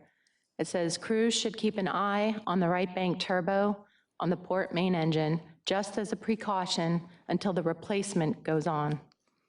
So I just wanted to clarify from earlier, was this recommendation not passed with the engine room watch standards? We, as a normal engine room rounds, our guys are checking for things like any type of oil leak. That particular evening, we had a dinner cruise, and this was after doing the sea trials with Bay Diesel.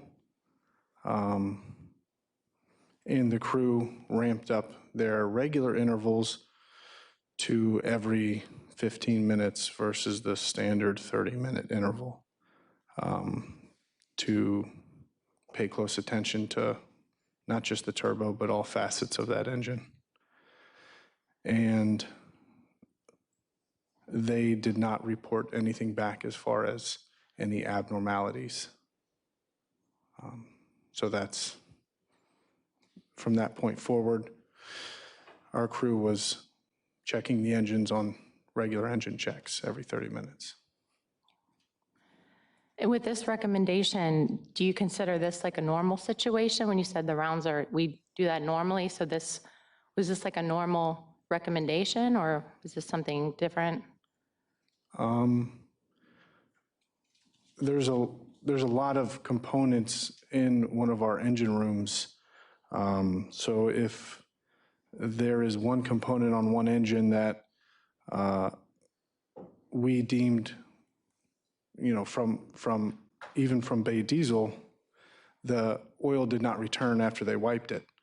And we didn't see it for any subsequent engine checks. So of course we monitor everything on the engine for every engine check. But that's our standard. And just to clarify too, it says just as a precaution until the replacement goes on. So did you take that as until the replacement goes on, but the replacement was never put on, correct, as of June 7th? The replacement was not put on as of June 7th, that is correct. When you talked about conducting your engine room rounds on the day of June 7th.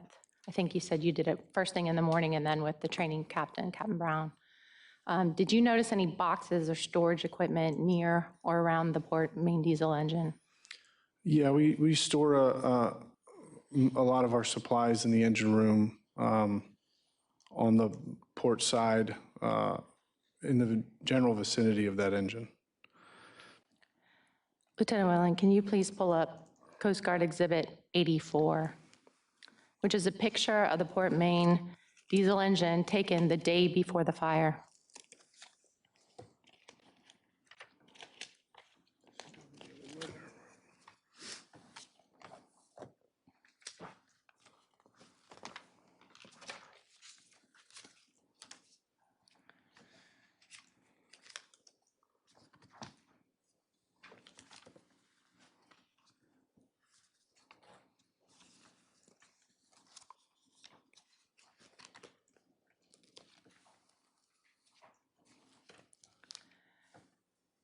Captain, that picture there with the blue arrow, did you see these boxes near the engine during your rounds?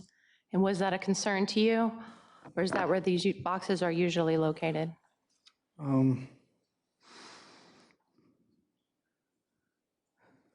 not sure. Some of these pictures have boxes around the engine and some don't. I'm specifically talking about, I'm sorry, the one with the blue arrow, that picture in particular. This also indicates that all the images were taken on June 6th. Correct. The picture of that we're referring to, the blue picture. I don't recall. I was just making note that these pictures don't appear to be all taken on the same day.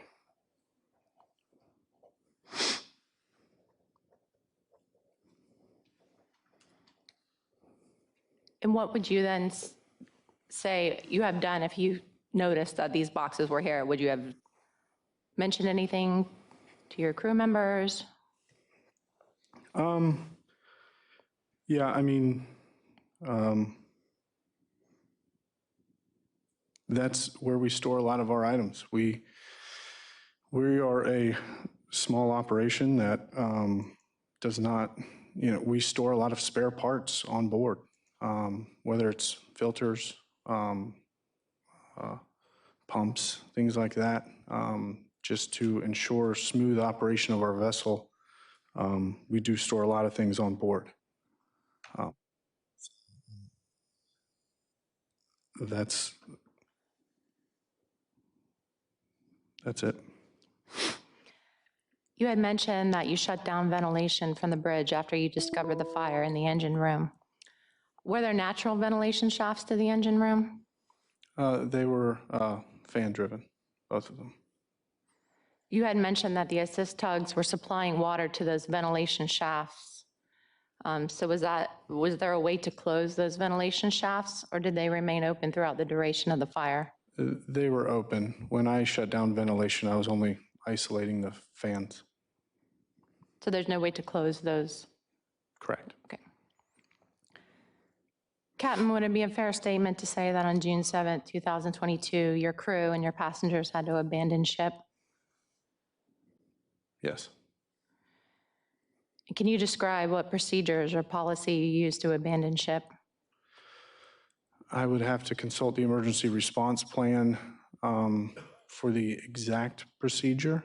However, abandoned ship is a unique situation in which it can vary from one reason to another.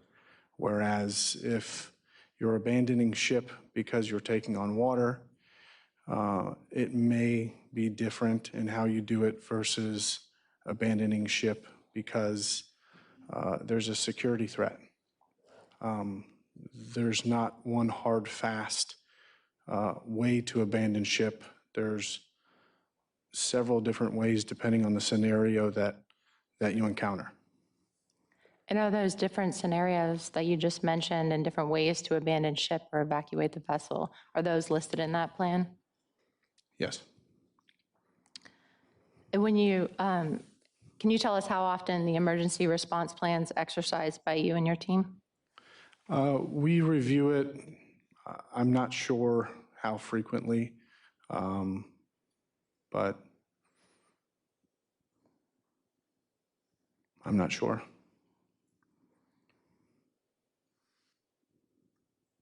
Lieutenant Whalen, can you pull up Coast Guard Exhibit 31, TAC 1,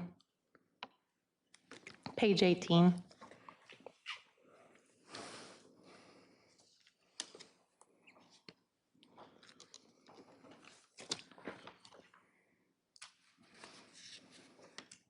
you scroll down to the bottom a little bit? Oh, right there.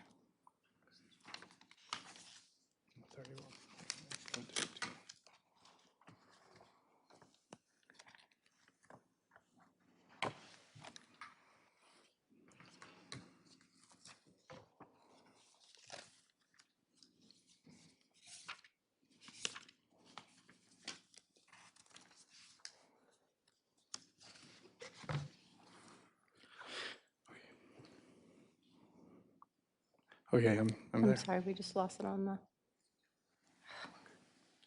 Okay, I'll keep going and I'll move back if we get that.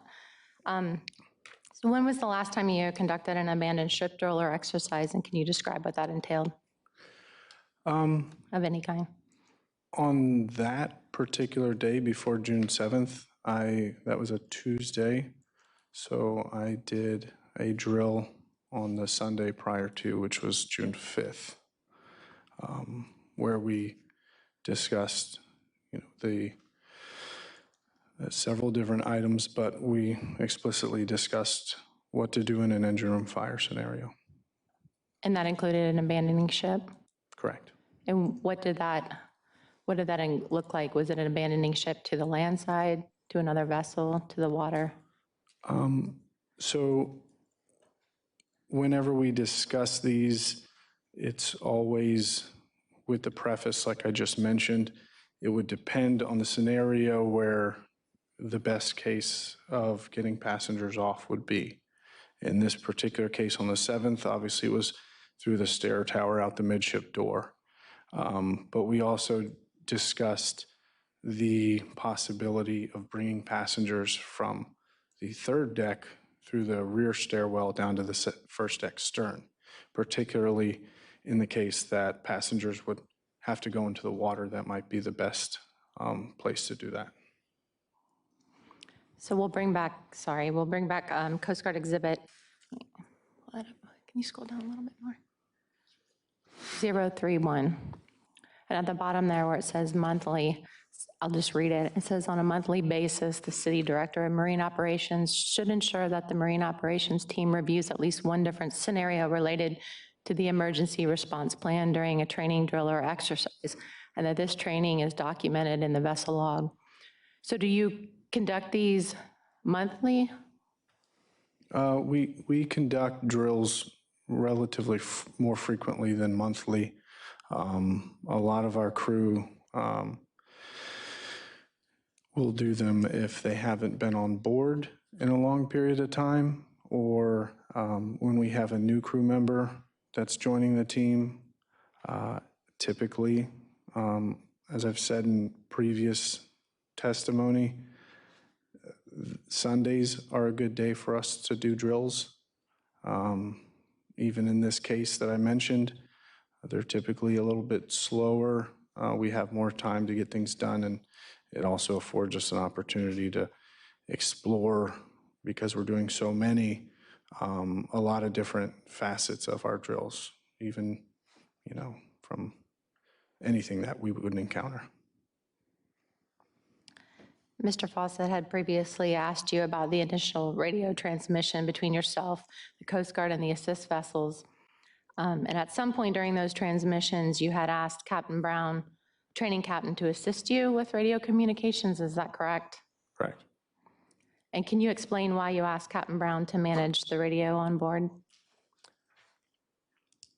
I went downstairs at one point to check on how things were going as far as passengers,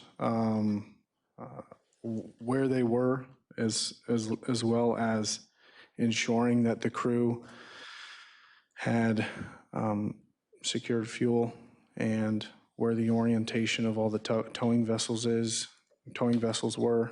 And then I came back up to the wheelhouse shortly after.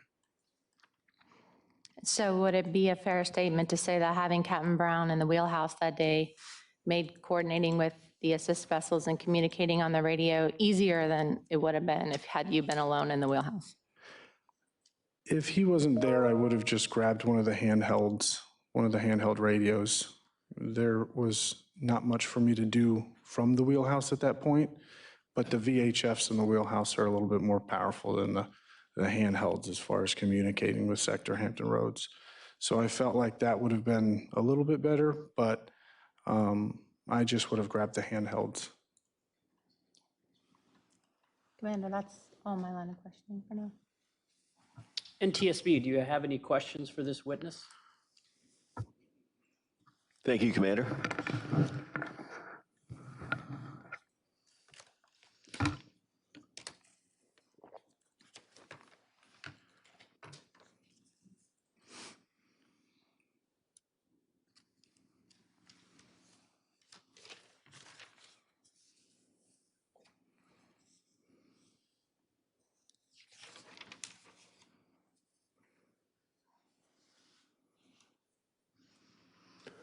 Captain, when you first got to the Navy Pier, where did that U.S. tow vessel drop you off in relationship to where the Spirit of Norfolk was It would have tied up? been right at the very end of Pier 4 at Norfolk Naval Base. All right, thank you.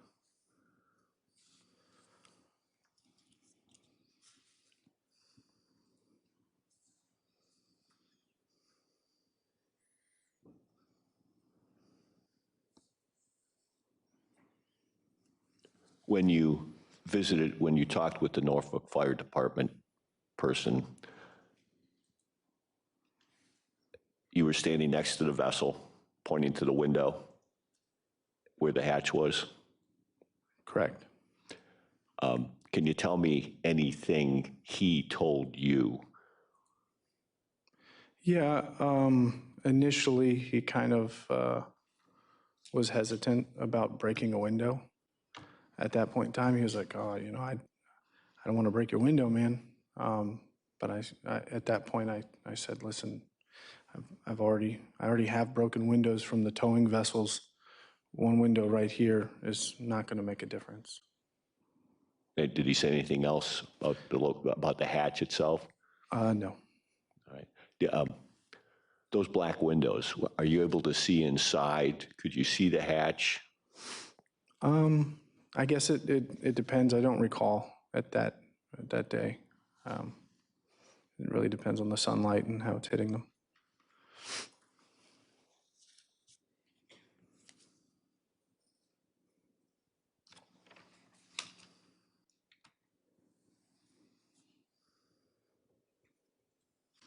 So you mentioned that you were being called away by the Coast Guard investigator that was there.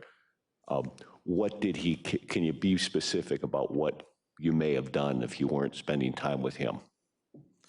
I'm not sure. I can't speculate as to what other things I would have been doing. However, I just recall when I was engaged with firefighting personnel, there was on more than one occasion that he pulled me away or asked me, "Hey, when you get a chance." He wasn't being too aggressive about it. However, from my perspective, this is a Coast Guard investigator, and I'm standing next to my boat on fire. So I felt like, I needed to talk to this individual when he calls me over. And how many times did he call you away? I'm not sure. It was probably several times. All right. And Captain, did you visit with the command post before they went on board the vessel the first time? Yes, I went to the SUV that I mentioned earlier. That was at one point when they had the fire plan already laid out on the back of the truck. And that was when I explained to them on the actual diagram, or the blueprint, if you will, where the hatch was, as well as the other hatch that they were asking about. And can you recall what time that was when you had that conversation? I don't know. I know it was before they boarded the vessel. From what I recall from what the testimony we've heard is that the fire department went on board twice. So what we were talking about, they did a recon early, maybe around 1 o'clock, 1:30, and then later on in the afternoon, about 1500, they did they went on board where they had the Mayday call. So I'm curious, I'm asking questions about your conversation at the command post ahead of that recon visit. Yeah, I'm not sure if when I had that conversation, they had already done the initial recon. I just know that when I spoke to them and they had the fire plan out, that was definitely before the time that they sent a team in, right before, it was before the Mayday call. That's all that I can recall. So it was before. Can you give me an idea can you recall how much time it was before? I have no idea.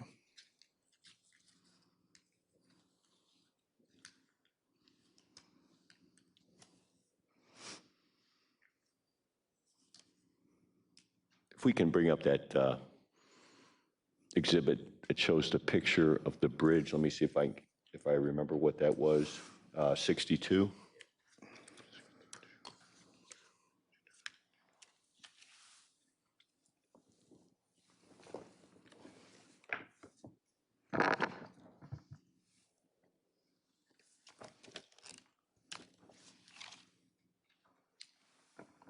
And so on that monitor,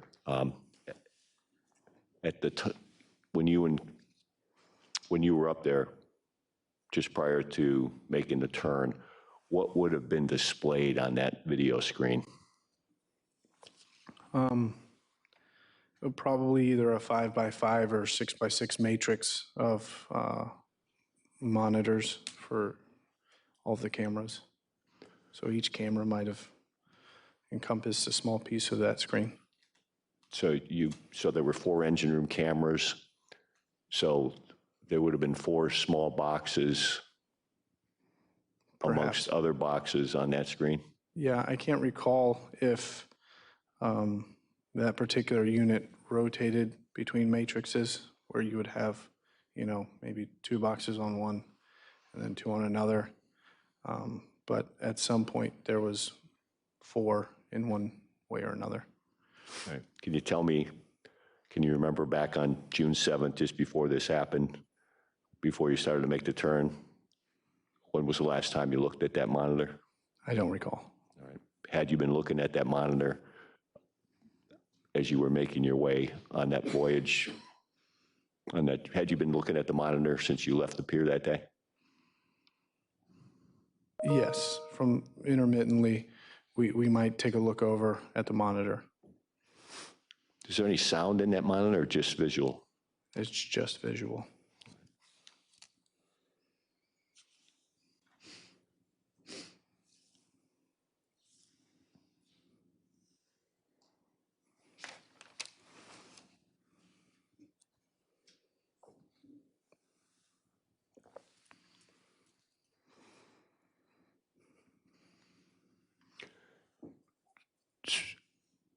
About the time of I'm talking about the evacuation now. When you were up on the bridge and the crew was starting to organize the passengers to go up to the 3rd deck and put on life jackets, did you have any conversations with the restaurant manager? I do not recall. When you went down, you just told us at some point you went down to check on things. Can you tell me who you had a conversation with when you went down below to check on things? I don't recall exactly who I spoke to when I went downstairs that day. Yeah. Do you remember? Can you remember if you did speak to people, or did you just go down and? Not passengers. I don't think I saw very many passengers at that point. I think the passengers were already on 3rd deck. But I don't recall exactly who I spoke to.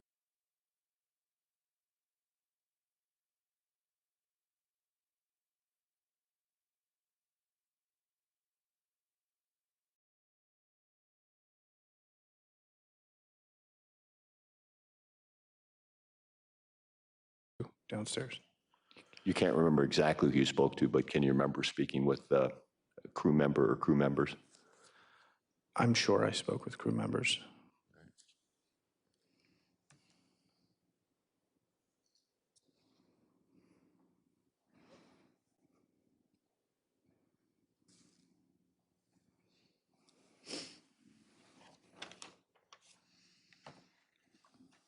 When the Norfolk fire team went in on that, or when the fire team went in, the vessel,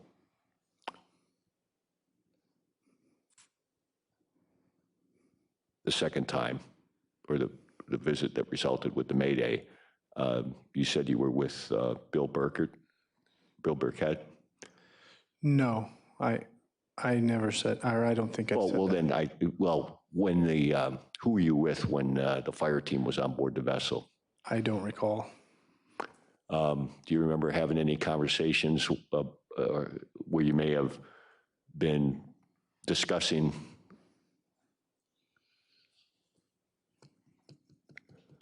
what the fire team was doing on board the boat? Yeah, initially I did speak with Mr. Burkett somewhere around within the first 30 minutes of being at the pier. And, you know, he instructed, you know, make sure that you've already called your salvage guys and pollution control guys and stuff like that. But he also said at one point in time or another, it looks like maybe our best bet here is going to be to just fill up the engine room. And I uniquely remember that because I was devastated that my boat was going to encounter that kind of damage. So I remember that moment specifically. That conversation talking about filling up the engine room, but that was after the Mayday? This was before. Before? This was right after we got to the pier, while everything was still staging and people were setting stuff up. So tell me more about that. It was, there's obviously a lot of moving parts right at that point. Trucks are pulling in, people are moving back and forth. And like I mentioned, you know, he said, make sure you reach out to your salvage guys as well as pollution control. He said, but, you know, looking at this, as far as I remember, he said, our best bet might just be to fill up the engine room with water and smother it. And like I said, that was something I won't forget.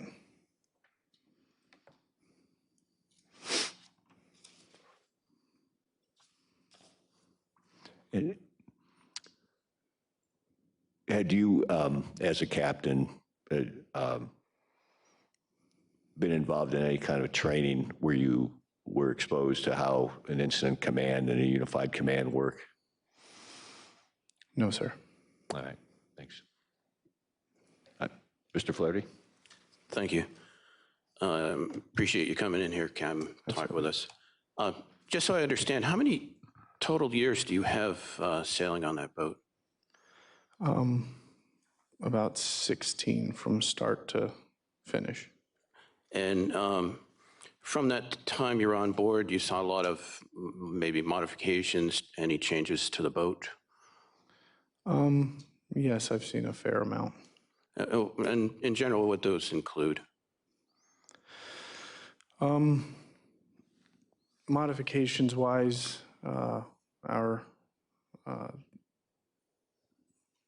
I've seen a renovation project in 2016. We repowered the main engines with the Scania engines in 2020. I've seen extensive dry docks with steel replacement like in kind. HVAC projects pretty frequently, as far as just, replacing units. Lots of engine overhauls. And during any of those modifications or modifications to the vessel, did they change at all the structural fire protection for the engine room? I do know that I don't believe it was changed, but when we cut out the inserts to remove the old Caterpillar engines and put in the new Scanias, any of the interferences for that project would have had the structural fire protection removed and replaced like in kind. Okay. Was from your time being on board the vessel, was the emergency escape hatch always there? Yes. And I've heard it described that it's an aluminum hatch. If you're down in the engine room and looking up at the hatch, could you please describe it to us? There's a outboard of the starboard main all the way aft in the engine room. The ladder is going up in an orientation where if you're climbing up, you're facing the outboard starboard side on the ladder. And then at the top of that ladder is a hatch with a handle on it to turn. Is it a round handle or It was two handles? Two Two handles. pieces to steel to Right. grab. Okay. And how much does it take? A lot of force to open up that hatch? No. Do you recall the last time you've actually opened the hatch? We use it pretty regularly when we are doing any major projects in the shipyard. So it's a good access point for the shipyards to get in and out. Our crew is regularly going through it as like a escape route for drills Okay. and things of that nature. But it's a pretty easy hatch to get in and out of. What's the diameter of the hatch? Or It's either 18 or 22 inches. I'm not sure. okay. Now, if you're on the main deck and you want to open that hatch, could you please describe that? Yeah, right beneath a placard on the wall, there is a carpet circle. You remove that carpet and you just grab the T-bar that's flush mount inside of the hatch, pull that up, turn it, that releases the dogs on the hatch, and then you can pull it out and move it out of the way. All right. And when you were working with the firefighters, or the Norfolk firefighter in particular, did you give him any directions on how the hatch was supposed to be opened? No, I do recall vaguely another interaction with someone, whether it was Bill Burkett or one of the chiefs. I don't recall, but I do remember having a conversation with somebody about explicitly how to open that hatch once they've gotten to it. Okay. And did you provide any description to either Bill Burkett or the firefighter that there was a carpet on top of the hatch? I'm not sure. I imagine I would have, but I'm not sure. Okay. When you were on the dock and the vessel was at the Navy Pier, did any other Coast Guard personnel come to you and talk to you prior to the attempted boarding by the fire department? Yes. Other than the investigator, excuse me. Who was that? I recall speaking with Captain Stockwell Okay. briefly. I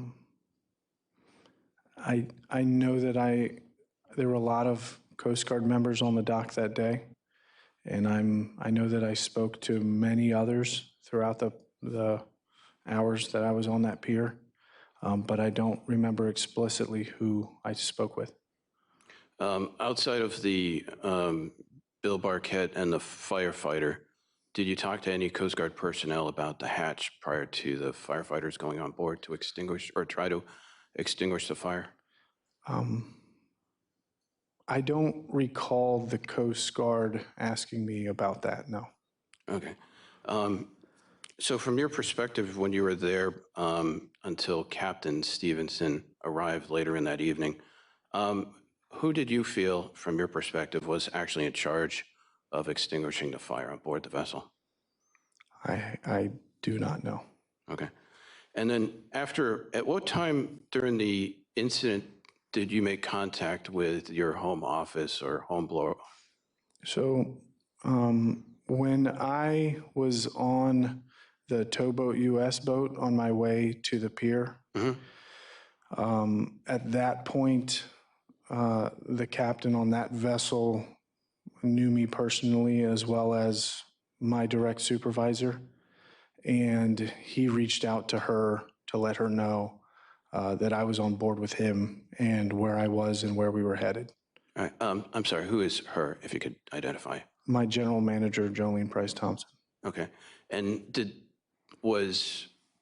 you know if at that moment did you receive word back that the company was implementing any emergency plans or any type of procedures following with the vessel on fire?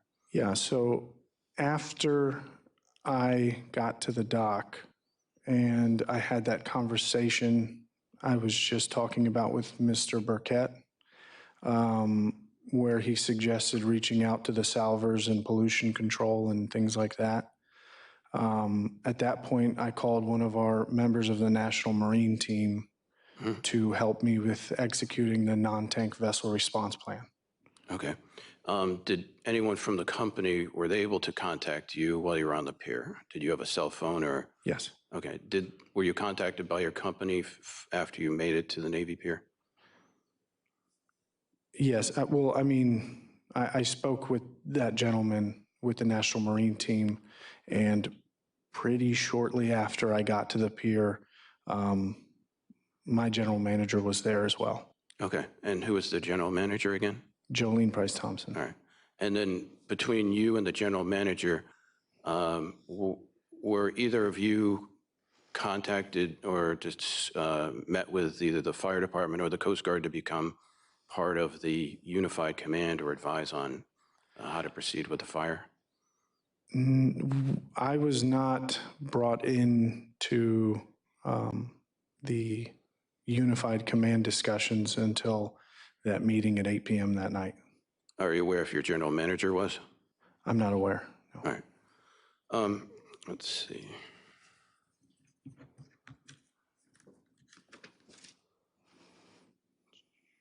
Oh, if you could bring back up Coast Guard Exhibit 84, please.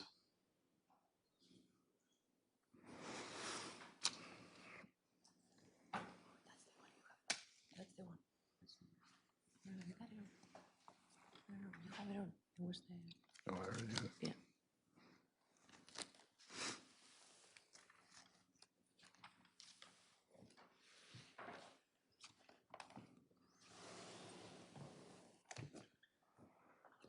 And if you could just scroll down to the photograph that has the blue arrow pointing to the area where the boxes are. With your 16 years of sailing on board that vessel, has the area on the outboard side of the port main diesel engine always been utilized for storage? Yes, sir. And what is, I see plastic totes as well as cardboard, and maybe some other, yeah, at least five or six plastic totes there. Do you have any recollection of what was stored in those plastic totes?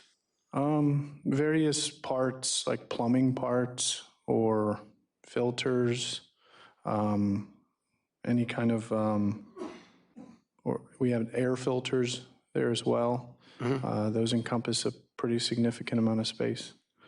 HVAC pumps as spares or backups. Spare, also I believe there's a spare starter for one of our generators. Are there any batteries stored in that area? Not to my knowledge. Okay. Is there any aerosol cans or containers containing any kind of cleaning fluids? Not to my knowledge. What's, from your recollection, what's the distance between the engine and that storage area? Probably about 3 feet. 3 feet? All right. And then I see a box that's on the deck on the outboard side. There's one forward of the engine, and then there's one next to the shelving area. Do you recall if that box might have still been there the day of the fire? I'm not sure. All right. So for your crew members, if we could just go over, when the crew members do the rounds of the engine room, could you go into a little bit detail from starting from when they open up the hatch? What are they supposed to, how are they supposed to walk around the engine room during that round? So the crew will walk down the center of the engine room while looking around at any of the plumbing for any leaks or anything like that. They're obviously going to be checking for any abnormal sounds. They will walk down the path of whatever generator is running to get the readings off of that generator, as well as check on the HVAC pumps Right. that are in the compartment forward. While they're on their way back, or maybe when they're walking out of the engine, before they walk out of the engine room, they'll check the pressure on the steering pump, and then make their way around both sides of the engines to check for any leaks or any weird sounds, or as well as checking the gauges on the engines. Do they check the lube oil level with the dipstick for the engines and generators? Prior to getting underway. But not during initial, operation? correct. All right. So was any other material stored in around the engine that was maybe delivered the day of the, or before you got underway? Was there any, did you receive any type of shipment of extra spare parts that day or Not the to my day before? knowledge. All right. All right. That's all the questions I have. Thank you. Bay Diesel, do you have any questions for this witness? Good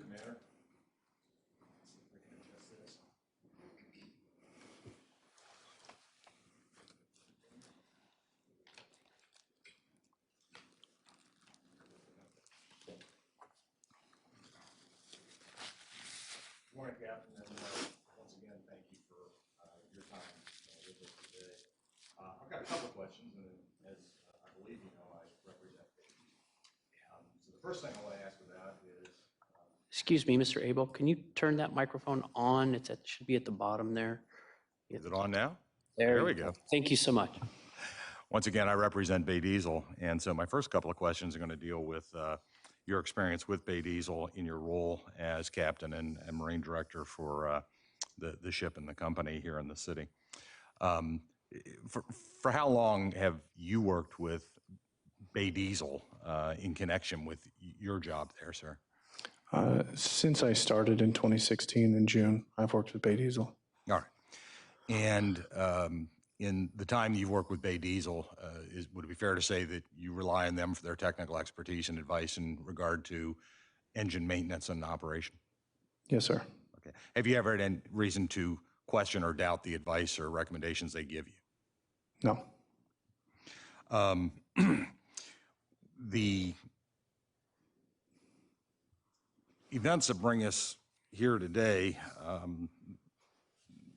in some ways, at least the story seems to go all the way back to the May overheating event, at least when we start looking at things. And coming out of that, you had first a repair job and then an overhaul of the engine, a rebuild of the engine. You're familiar with what I'm talking about, right? Yes, sir. Okay. During that repair job and the rebuild that followed, did the Bay Diesel folks that were working to accomplish those two things, the repair first and then later the rebuild, did they report to you periodically as the progress that they were making and what they were finding as they were working? Yeah, periodically, and I also coordinated with Adam Culpepper. Okay, and that was the service manager for the company? Correct. And then when the rebuild was done, was there something of an outbrief in terms of a wrap up that you got from Bay Diesel on, okay, here's where we are, here's what's left. For example, the one turbo was still on order. But to explain, we're done and the engine's good to go. Correct. Okay. And you didn't have any questions that were left unanswered or anything from Bay Diesel, right? No. Okay. There's been a lot of attention on the turbocharger replacement on the port main diesel engine that got rebuilt. Can you explain to the investigators how it was that the decision was made to change out ultimately both of those turbochargers? Yeah. So after we had the initial repair from the overheat, there was still obviously a problem after that Wednesday dinner cruise. I had reached out to Adam to send a technician out the next day. That morning, it was determined that this was going to probably at least take all day to investigate what the scope is of what we needed to do. So at that point, I had reached out again to the Coast Guard to let them know my plan for sailing that Thursday with a towing vessel to assist us while Bay Diesel was working on the port main engine to investigate further. When it was determined that we were going to overhaul the engine, that was a phone conversation I had with Adam, the service manager, and at that point, typically, given the circumstances, we were evaluating the scope of how far we were going to go into this, whether it was just sleeves and heads, or if we were going to go all the way to replacing turbochargers. I've done several overhauls with Adam before. Every time we've always replaced the turbochargers, and this case, I said, yeah, of course, might as well replace the turbocharger. We've already replaced one. We might as well replace another. So that was when the determination was made to swap out both instead of one. It was a precautionary measure, like in kind to if you were replacing a timing belt on your car, your water pump might not be bad, but while you're in there, you're going to swap out the water pump anyways because it's right there. While you're doing an overhaul with the work encompassed with it, you might as well swap out the turbos. After the rebuild was done, the engine was test run at the dock, right? Correct. And then there was a sea trial, correct? Mm-hmm. During the sea trial, we've had some discussion, actually quite a bit of it, about some fluid, whether it's oil or solvent or whatever, that was seen on the exhaust manifold underneath the right bank turbo that had been wiped up. You know what I'm talking about? Yes. Okay. Am I correct in my understanding that it was explained to you by Bay Diesel's folks, hey, we saw this, we wiped it up, keep an eye on it, you know, that was pretty much the extent of it, right? For the most part, yes. Okay. And in fact, if we could have you take a look, sir, at what, and I know you've seen it before, I'm just bringing it back. It's Exhibit 007, TAC 1. It's page 34.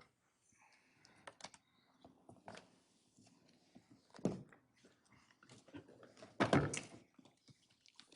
see if he's going to help with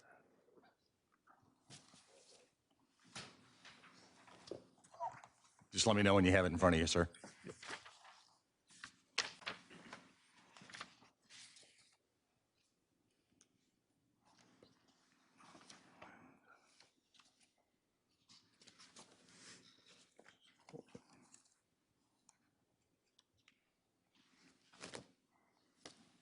It's the only one I don't have a post-it on.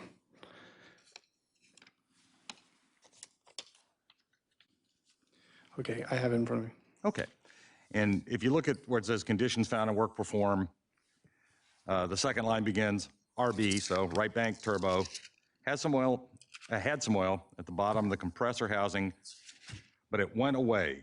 The oil did not come back. The oil was most likely residual. However, we're going to order a turbo to replace it with. That is consistent with the report you got from the Bay Diesel technicians who were there doing the work at the time, right? Yes. And then my understanding from your testimony, sir, is that the next time you actually ran the engine operationally for the next cruise, rather than 30-minute engine room intervals, you'd instructed the watchstanders that you had to make 15-minute rounds in the engine room, correct? Correct. Okay.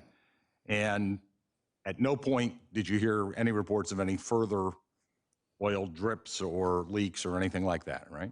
Correct. Nor, frankly, any other problem with the port main engine. Right. And oil on a compressor on the hot side housing is going to be easy to see. I mean, the crew is going to smell it. It would smoke, Okay. you know. And so no problem during that cruise, which lasted about how long? 2 hours, I believe. Okay. So, you know, minimum of 8 checks during that cruise, right? And that's a yes, sir? Yes, sir. Yeah, okay. Sorry. And then the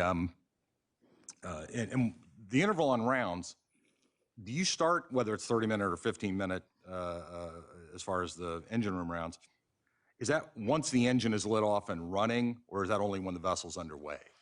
So the captain will get it underway, or the captain will light off the engine about 15 minutes prior to cruising, and then the mate will start doing rounds at 15 minutes after you got underway. Okay. But I guess my point being that as long as the engine is running, the main diesel engine, whether it's alongside the dock or underway, somebody is looking at it at least 30-minute intervals, right? Correct. Okay.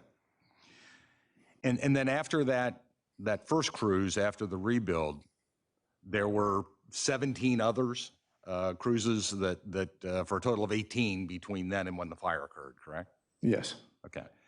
I know I'm putting you on the spot a little bit there. If you just had to estimate, I'm sure we could do the math from the logs, approximately how many engine operating hours would have been over the course of those 18 cruises? What's your best estimate? I'm not sure. It really depends. Some cruises, the hours, if you're running slow and you're not putting a heavy load on them, the hours aren't going to tick up very much. And some, you know, it might be closer to the true number of hours that they're running. So I'm not sure. Okay. Normal cruise for you, for example. 2-hour cruise. How long? Normal is a 2-hour cruise. 2-hour cruise. Okay. So certainly it would be fair to say we're dealing with roughly 36 hours of Runtime. Cruising time in over those 18 cruises, right? Correct. Okay. And at least twice an hour during those 36 hours, somebody's looking at that engine and noting if there's any kind of problem or difficulty, right? Yes, sir. Okay. And at no time, ever, prior to the fire, did anybody ever report to you that there were any more leaks or problems or difficulties with the port main engine, right? Correct.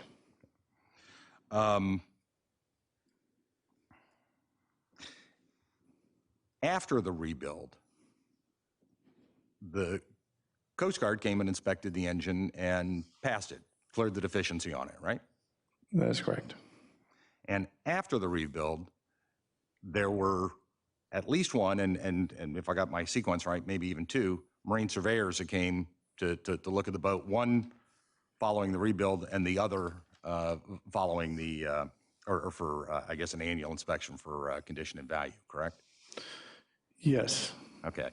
And neither of those Marine surveyors, between the rebuild and the fire on the 7th, identified any kind of problem with the port main engine, right? I don't have the report. I did not receive the report from them, so Okay. I can't speak on that. Did anybody ever report to you? No, no, sir. That there was any such problem? No. Okay.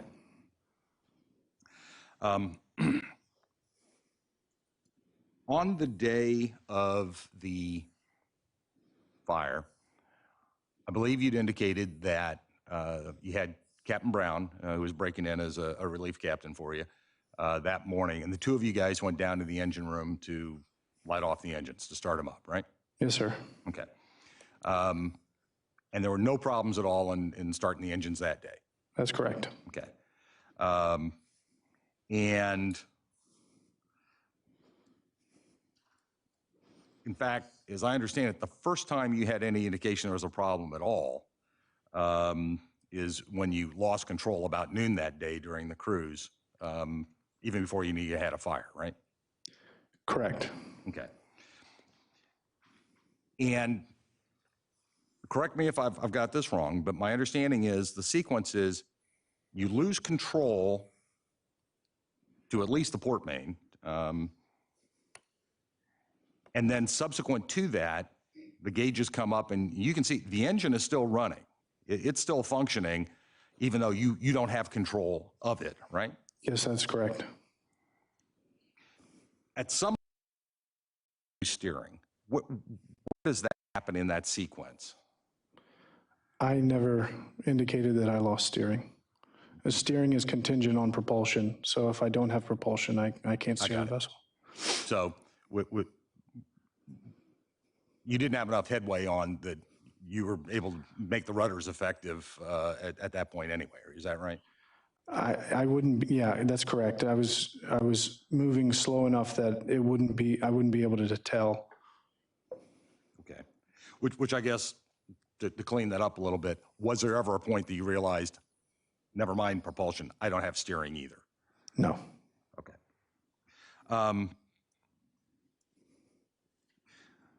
You've been shown it before, and I'm going to ask you to look at it one more time. Exhibit 84, that's the one that's the photograph of the engine room. Okay, it's got some labels on it.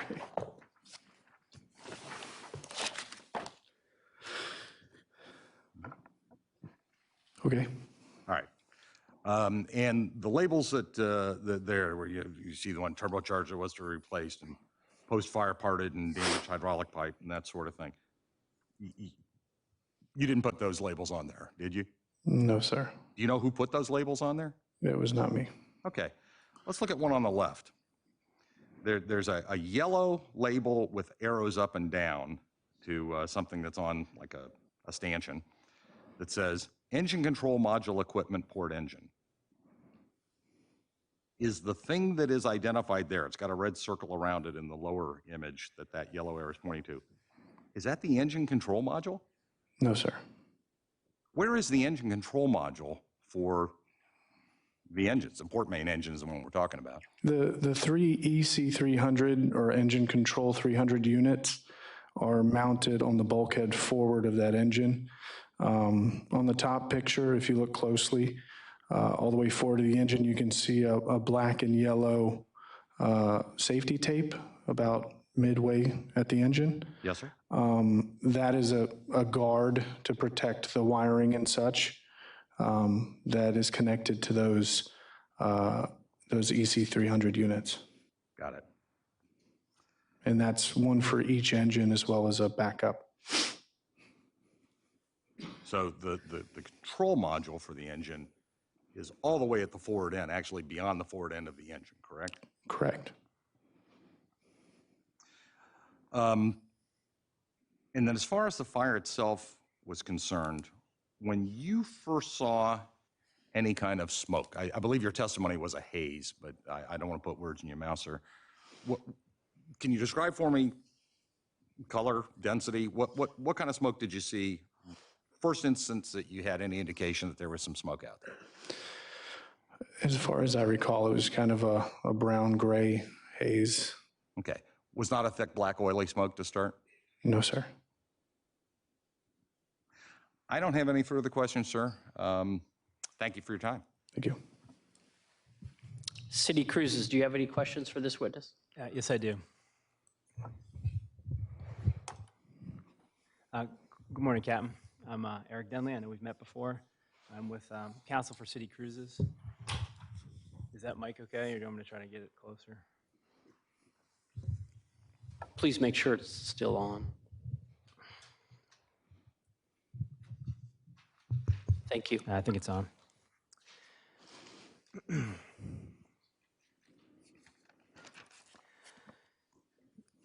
So I'd like to just go back to the date of the fire, June the 7th, and you described earlier your day, if it will, on kind of how you go ahead and start to make sure that the vessel is ready for operations. And you discussed going on a round of the engine room with a gentleman by the name of C.J. Brown, Captain C.J. Brown. That was right prior to getting underway. Okay. Did you do a round earlier that day as well? Yes. Okay. And I believe you described that as, generally going through the entire vessel. Did that include the engine room? Yes, sir. Okay. Did you see anything out of the ordinary when you did that round? No, sir. Okay.